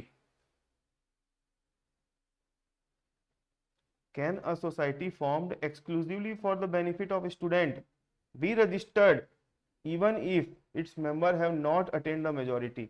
जैसे अभी ऊपर में क्या बोलता है कि society बनाने के लिए लोगों का 3 होना चाहिए, क्या? मेजर, साउंड माइंड का, और नॉट डिस्क्वालिफाइड बाय लॉ। लेकिन स्टूडेंट लोगों के बेनिफिट के लिए ऐसी कोई सोसाइटी बना सकते हैं जहां पे मेंबर जो है अभी मेजॉरिटी नहीं किए हैं, मतलब 18 साल से ऊपर नहीं हुए हैं? No, it is strictly prohibited. Yes, according to the first proviso to section 6(1), only with the permission of the High Court, only if it is a college। इसका आंसर करेक्ट क्या होगा? बी। मैं जहां तक पढ़ा हूं मेरे को ध्यान है, आंसर इसका क्या है? बी है। प्रोविजो मतलब मैंने क्या बताया था? एक्सेप्शन। वो ऊपर जो लिखी थी वो जनरल बात थी, और प्रोविजो में बता रहे कि अगर स्टूडेंट वेलफेयर के लिए अगर कोई बना रहे सोसाइटी तो उसमें माइनर लोग भी होंगे तो भी चलेगा।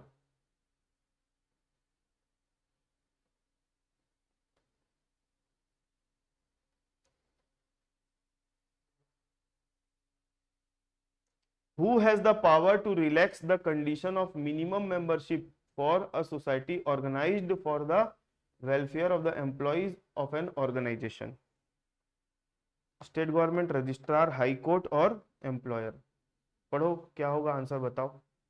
Who has the power to relax the condition of minimum membership? Minimum membership कितनी होती है नॉर्मली? 10। 10 से कम मेंबरशिप रखने को छूट देने के लिए किसके पास पावर है? स्टेट गवर्नमेंट, रजिस्ट्रार, हाईकोर्ट और एम्प्लॉयर। आंसर क्या है इसका? B, registrar. रजिस्ट्रार चाहे तो कम सदस्यों के साथ भी सोसाइटी के लिए रजिस्ट्रेशन का अनुमति दे सकता है।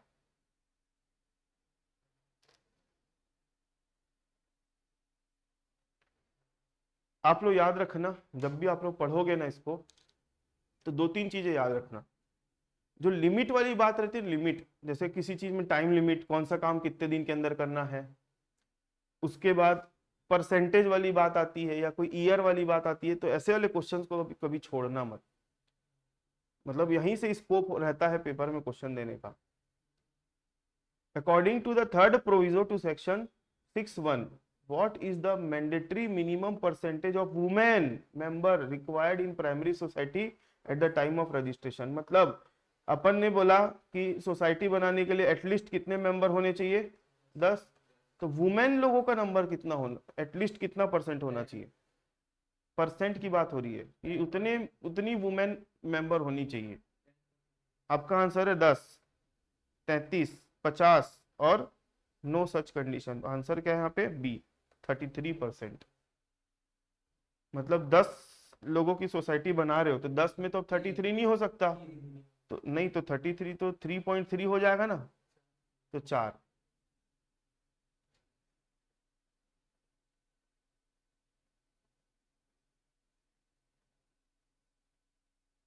Which amending act inserted condition of having at least 33% of women member at the time of registration? अब यहां पर देखो आंसर कैसे दे पाओगे आप? अब यहाँ 33 लिखा है तो ये भी 33 बोलोगे क्या? बोलो क्या होगा आंसर? डी। वही वाला वही वाला आंसर निकल गया, 33। याद रखना रे भाई, 33, 33। ठीक है। सर नीचे वाला क्वेश्चन देखिए ऊपर का जवाब दे सकते हैं। कैसे वाला? हाँ, लेकिन पेपर ये में दोनों जो क्वेश्चन एक साथ नहीं आएगा ना, पेपर में नहीं आएगा। इस टाइप के क्वेश्चन डालो ना उसमें वैसे कई क्वेश्चन है आगे का क्वेश्चन देख के मैं पीछे जाता था अपना आंसर सेंड करने। What must be the least word in the same of every society registered with limited liability? Least बोलता, सॉरी मैंने गलत पढ़ा। What must be the last word in the name of every society registered with the limited liability under section 6(2)? Cooperative, limited or its equivalent in any Indian language, union और board। क्या होगा भाई इसका answer? Online वालों बताओ, important question है। एक तो ना मेरा ना गर्दन पकड़ लिया, यहां से लेकर यहां तक मुंडी नहीं हिला पा रहा हूँ। बताओ क्या होगा?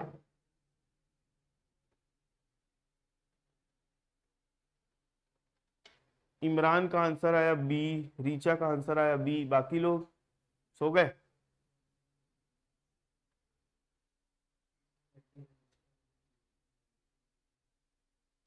दिव्यांशी आपका क्या क्या कंप्लीट हो गया है?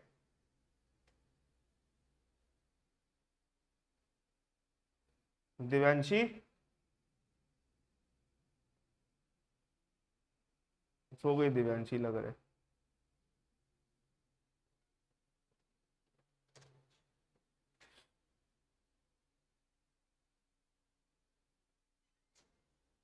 आ जाओ तरुण, कैसे लेट आए?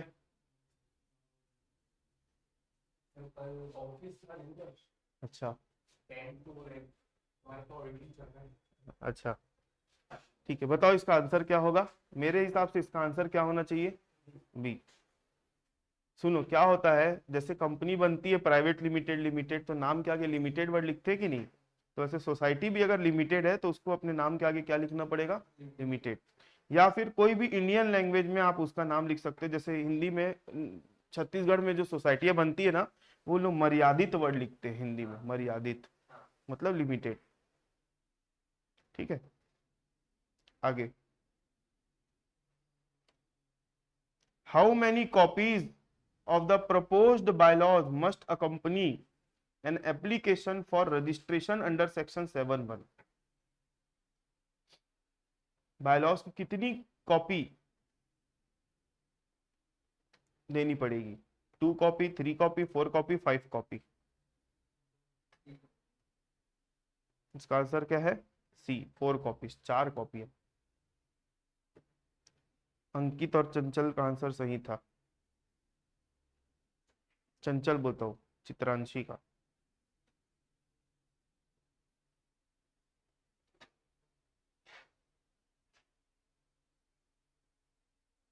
An application for registration under section 7(2)(a) where no other society is a member must be signed by at least how many qualified person?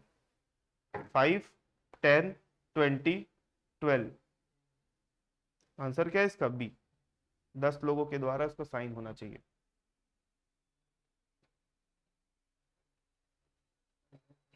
Under section 8, who has the exclusive power to decide whether a person is an agriculturist, resides in a particular area or belong to a certain class for eligibility? ये मैं पढ़ा हूं, इसका मेरे को answer एकदम अच्छे से पता है। क्या होगा इसका आंसर? चित्रांशी का आंसर इसमें भी आया सी। ये अभी आप लोग भेजे कि कब का है चित्रांशी? अंकित का सी, पलक का सी, रीचा का बी। ये क्वेश्चन का मतलब समझ में आया? कौन डिसाइड करेगा, किसके पास पावर है डिसाइड करने की कौन एग्रीकल्चरिस्ट है कौन नहीं है? इसका आंसर क्या होना चाहिए? सी, registrar. What is the legal status of the registrar's decision passed under section 8 of the act? What is the legal status of the registrar's decision passed under the section 8 of the act? It is appealable to High Court, it is final, it is temporary, it requires approval from the governor. मतलब registrar ने ये decide कर लिया कि कौन agriculturist है कौन नहीं है, ये डिसीजन आया, तो वो डिसीजन फाइनल होगा कि इसको अपील किया जा सकता है, कि ये टेम्पररी डिसीजन है, या फिर इसका गवर्नर से अप्रूवल मिलेगा तब। इसका आंसर क्या होगा? बी, फाइनल डिसीजन होगा, फिर उसके बाद को कोई चैलेंज नहीं कर सकता, वो बोल दिया मतलब फाइनल है।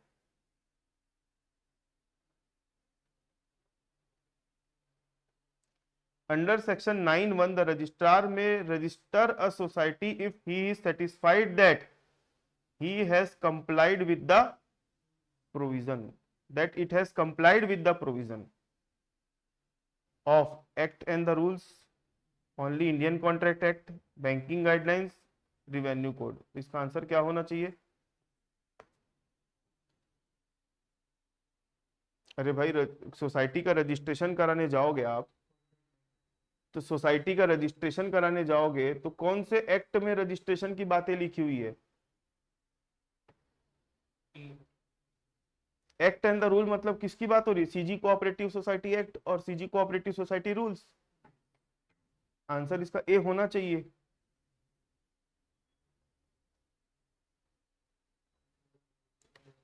Under the proviso to section 9(1) no society shall be registered if in the opinion of the registrar is likely to be politically active, economically unsound, or likely to have an adverse effect upon the another society, highly profitable, dominated by women।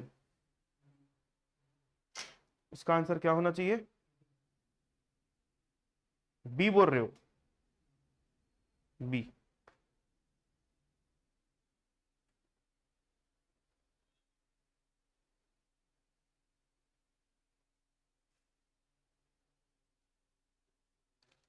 If the registrar refuses to register a society or its bylaws, to whom must he communicate the order of refusal under section 9(2)?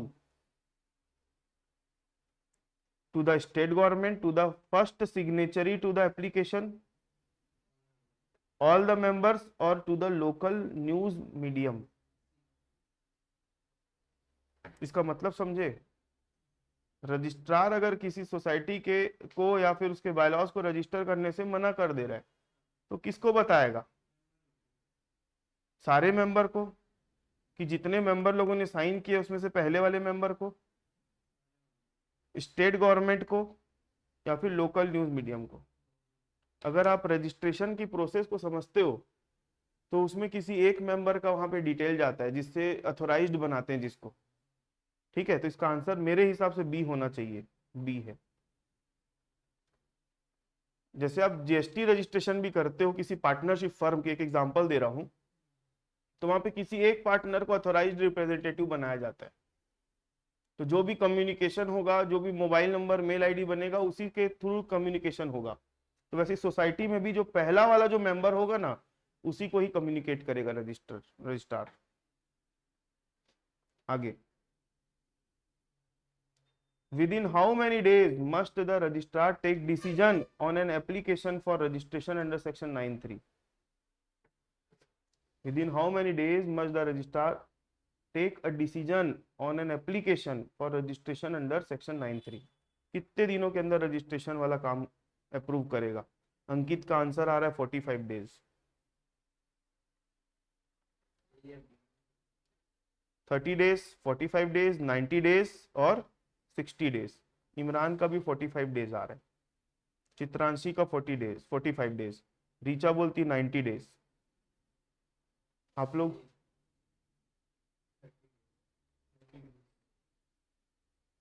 लोगों का बोलना 30 days. Check करें, B 45 days, 45 दिनों के अंदर।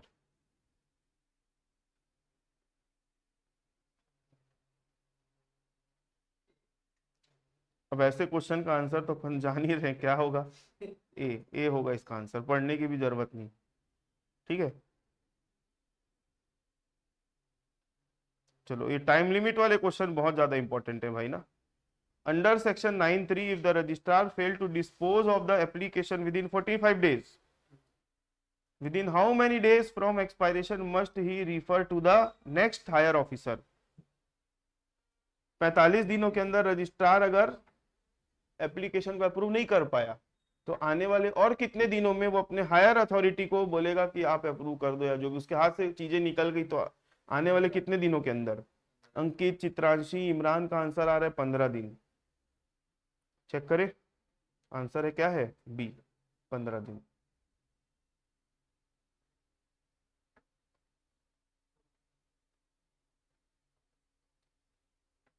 If the higher officer or state government fails to dispose the application within 2 month, 2 month कैसे आ गया? Registrar को कितने दिन की बाद, कितने दिन का काम टाइम दिया गया? तो पता प्लस 15 कितना होता है? 60 महीना, मतलब कितना? 60 दिन मतलब कितना महीना? मतलब हायर ऑफिसर और स्टेट गवर्नमेंट जो है 2 महीने तक ये काम करने में नहीं कर पाए, मतलब वो काम को। तो फिर आगे क्या लिखा है? What is the legal consequences? The application is rejected. The society and its bylaws shall be deemed to have been registered. A fine is imposed on the officer. The application is sent to the high court. Chitranshi का B है, अंकित का B है, इमरान का B है, पलक का B है। Society को और उसके बायलॉ को मान लिया जाएगा कि डीम्ड रजिस्टर्ड, बी। ठीक है,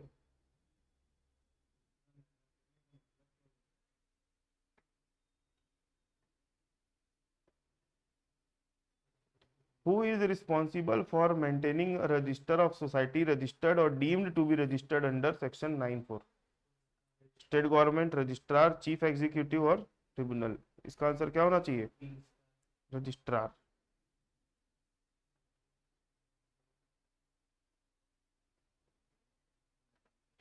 According to section 9A, cooperative society registered under which repealed act shall be deemed to be registered under this act.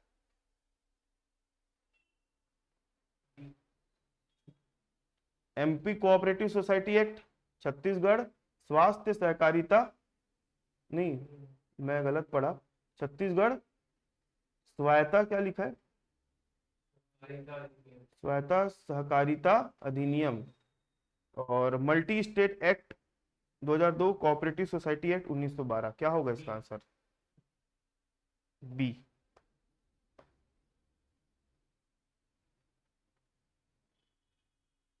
इसका आंसर क्या होगा? बी।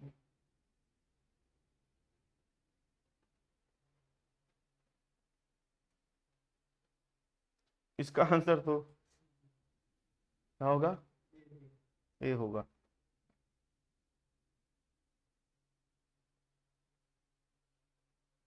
ये इंपॉर्टेंट क्वेश्चन है 114 नंबर का। Under section 10(1) who has the power to classify all society under specific heads? State government, board of director, registrar और tribunal. क्या होना चाहिए इसका answer? Apex society, central society है, क्या है? इसको कौन इसको डिसाइड करेगा? C, registrar. रजिस्ट्रार।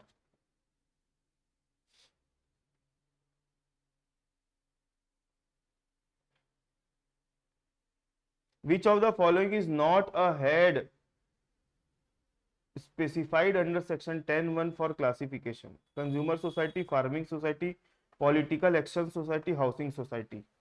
इसका आंसर क्या होना चाहिए? मतलब आप लोग टाइप्स ऑफ सोसाइटी पढ़ोगे ना, बहुत सारी सोसाइटी के टाइप्स आपको देखने को मिलेंगे, तो इसमें से कौन सी सोसाइटी का टाइप नहीं है बोलता है?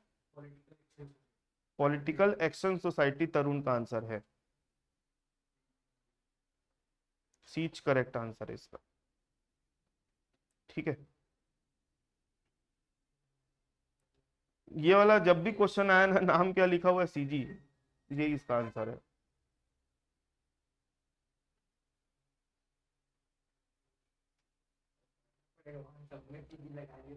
वहां पे सब में सीजी लगा देगा तो भाई ये सब चीज ईयर वाली चीजें तो याद रखने वाली, इसमें क्या समझाऊं मैं आप लोगों को, बताओ ना। छत्तीसगढ़ कोऑपरेटिव सोसाइटी एक्ट में आप लोगों को मैं बोल सकता हूँ चीजों को सिर्फ याद रखना है, समझने वाली कहीं पे कोई चीज है ही नहीं। और खास करके टाइम लिमिट वाले, पावर्स अथॉरिटी वाले, और आप लोग है ना खास करके ऑडिट वाला जो क्वेश्चन है, ऑडिट वाला जो चैप्टर है उसको अच्छे से पढ़ लेना। मैंने भेजा हुआ है नोट्स, उसमें देखना ऑडिट वाला जो है आप लोगों को उसमें मिल जाएगा। Under section 10(1)(a) the registrar may further classify society into which of the following categories? Apex, central, primary, urban rural society, limited और अनलिमिटेड, गवर्नमेंट एंड प्राइवेट। मतलब सोसाइटी के पहले ना समझना बहुत सारे प्रकार होते हैं, housing society, service sector society, ऐसे दुनिया भर के टाइप्स होते हैं। उसको और कैसे क्लासिफाई कर सकती है वो? उन सोसाइटियों को एपेक्स, सेंट्रल और प्राइमरी में क्लासिफाई कर सकती। ठीक है।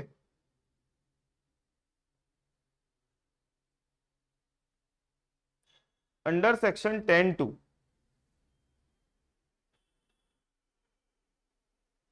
under section 10(2) how can the registrar alter the classification of any society from one head to another? Orally, for reason to be recorded in writing, only with the governor's permission, classification cannot be altered.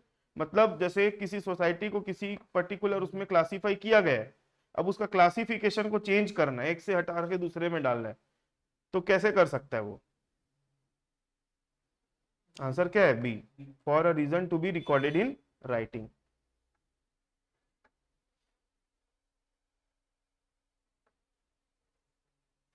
Whose decision is final in respect of the classification of society under section 10(3)? State government, tribunal, registrar, supreme court? Registrar नहीं, registrar, हाँ ठीक है, registrar. कितनी power होती है registrar के पास में, सोचो। तो आप लोग है ना पावर्स, ड्यूटीज, अथॉरिटी वाला जो टॉपिक है उसमें रजिस्ट्रार के पावर को अच्छे से पढ़ लेना भाई। ऑडिटर के पावर ड्यूटीज क्या क्या होते हैं उसको भी अच्छे से कर लेना।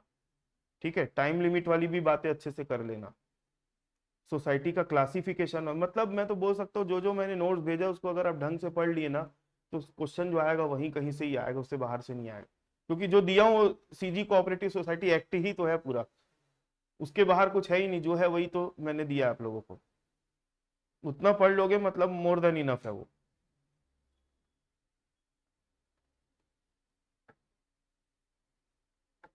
Under section 11(1), no amendment of bylaws of society shall be valid until it has been published in newspaper, registered under this act, approved by general public, signed by all members. इसका आंसर क्या है? B. Question समझ में आया क्या बोल रहे हैं? क्या समझ में आया तरुण बताओ। सर जो अमेंडमेंट्स है वो वैलिड रहेंगे हम्म जब तक वो, अगर वो एक्ट में है तभी वैलिड रहेंगे, हम्म अदरवाइज नहीं। Under section 11(1), no amendment of bylaw of the society shall be valid until it has been registered under this act. Time limit वाला क्वेश्चन आ गया। According to the proviso to section 11(1), within how many days from any amendment in the act और rules must a society send a proposal for amendment of their bylaws? 30 days। मतलब देखो हम society बनाए होंगे तो bylaws register किए होंगे, अब सोसाइटी के मेंबर लोग अपना बायलॉज को चेंज कर दिए, तो जो पुराना बायलॉज रजिस्टर्ड है और इनके पास जो बायलॉज पड़ा है वो कौन सा है? चेंज वाला है। तो ये वाला चेंज वाला तब तक वैलिड नहीं कहलाएगा जब तक उसका रजिस्ट्रेशन नहीं हो जाता। ये बात समझ में आ गई? ये उस वाले क्वेश्चन में था। अब बोलते हैं कि ये जो अमेंडमेंट आपने किया है बायलॉज का, इसको कितने दिन के अंदर आपको इन्फॉर्म करना पड़ेगा, अपडेट करना पड़ेगा वहां पे कि हमने बायलॉज चेंज किया रजिस्ट्रेशन करने के लिए। कितने दिन? 30 दिन, 45 डेज, 60 डेज और 90 डेज। क्या होगा इसका आंसर? B, 45 days.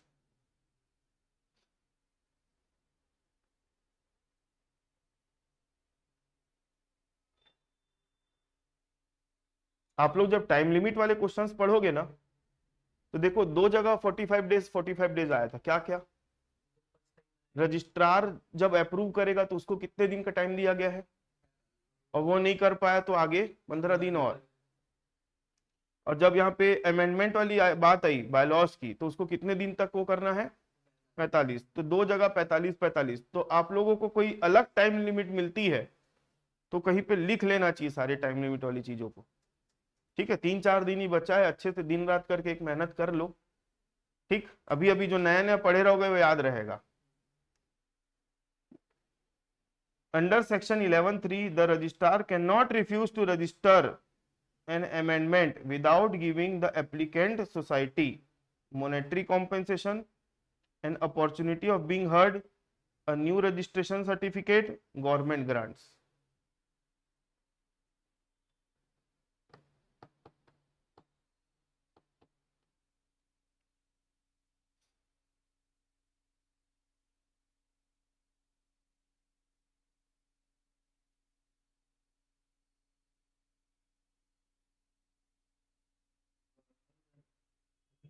इसका आंसर होगा आपका B, an opportunity of being heard.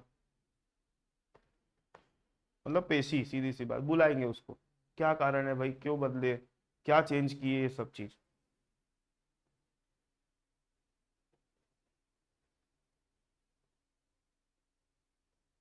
If the registrar decides to refuse to register an amendment within how many days from the receipt of proposal must communicate the refusal under section 11(3)। अब लोगों ने जमा किया कितने दिनों में, 45 दिन के अंदर। अब रजिस्ट्रार के पास वो आ गया, अब रजिस्ट्रार उसको एक्सेप्ट नहीं कर रहा है, रिफ्यूज कर रहा है, तो कितने दिनों के अंदर रजिस्ट्रार को बताना रहेगा कि मैं एक्सेप्ट नहीं कर रहा हूं इस चीज को, 15 days, 30 days, 45 days, 90 days. Answer क्या है, 30 डेज। 30 दिनों के अंदर उसको बताना पड़ेगा रजिस्ट्रार को।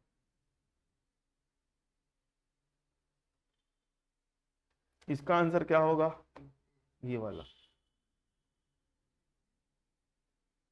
पहले ये कितना दिन था, 45, बाद में कितना दिन हो गया, 30। क्या लिखा पढ़ लो, which amendment change the communication period of refusal of amendment from 45 days to 30 days. मतलब पहले ये भी 45 दिन हुआ करता था, उसको चेंज करके कितना दिन कर दिया गया, 30 दिन कर दिया गया।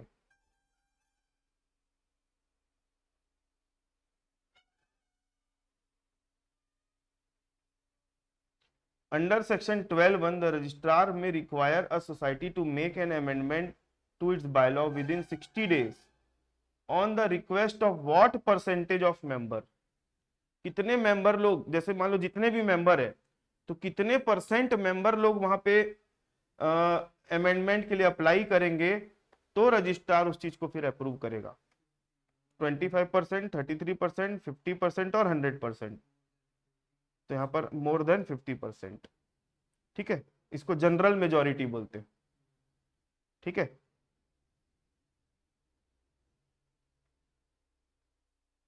If society fails to make an amendment directed under section 12(1), whose opinion must the registrar solicit before registering such amendment himself under section 12(2)।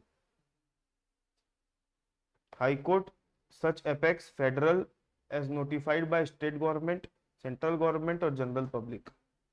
क्या बोल रहे हो, B.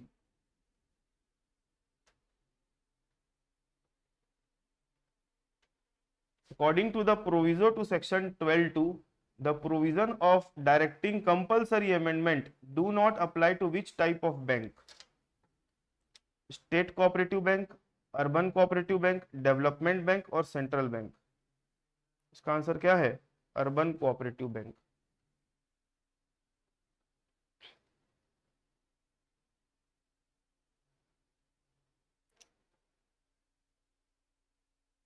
Under section 13, a society may change its name by amendment of its registration certificate, bylaws, board membership, location।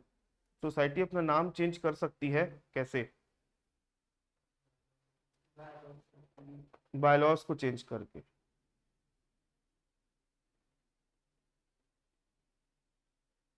Does a change of name under section 13 affect any right or obligation of the society, past member or deceased member। या नाम बदल जाने से इन लोगों की जवाबदारियां जो दायित्व है वो चेंज हो जाएगा। तो इसका आंसर क्या होगा? B, no it shall not affect any right और ऑब्लिगेशन।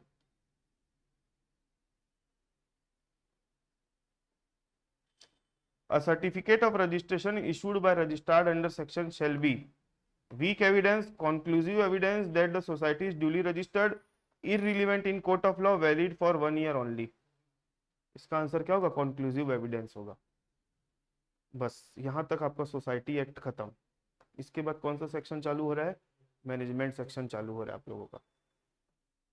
ठीक है, मैनेजमेंट सेक्शन का मैं आप लोगों को ये भेज दे रहा हूं, ये पीडीएफ आप लोगों को भी शेयर कर दे रहा हूं अभी तुरंत। इसको पढ़ लो, और मैं आप लोगों को कुछ क्वेश्चंस और दूंगा। खास करके तो मैं बोल रहा हूं एमसीक्यू को पढ़ के तैयारी करना से ज्यादा बेटर है नोट्स को पढ़ के तैयारी करो। नोट्स में लगभग सारी चीजें कवर हो जाती है।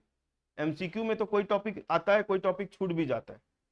नोट्स पढ़ोगे ना तो लगभग सारी टॉपिक कवर हो जाती है उसमें। ठीक है, तो मैं आप लोगों को इसको भेज रहा हूं अभी।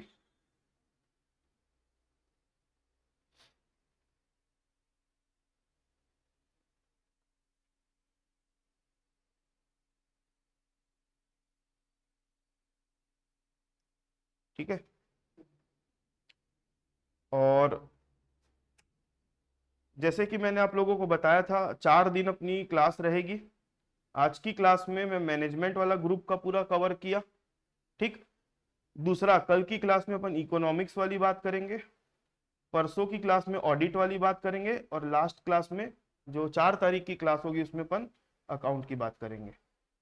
ठीक है, ऑडिट और अकाउंट की क्लास थोड़ी सी लंबी चलेगी, बाकी मैनेजमेंट और इको वाली क्लास ज्यादा लंबी नहीं रहेगी, इसका वेटेज भी कम है। ठीक, क्योंकि टॉपिक भी ज्यादा है नहीं इसमें। तो मैंने आप लोगों को चेक करवाया क्या पीडीएफ? तरुण आप ग्रुप में हो कि नहीं?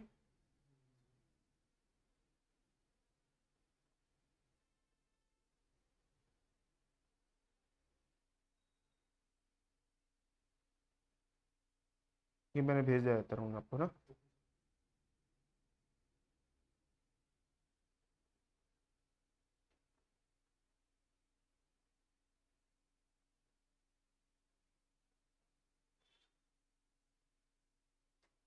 ठीक है, तो आप लोग आज के क्लास में, मतलब आज के डेट पे अभी मैं आप लोगों को समय दे रहा हूँ। ठीक है, 9:30 बज रहा है। 10 बजे तक आप लोग फटाफट मैनेजमेंट वाला सेक्शन को पढ़ के खत्म कर दो।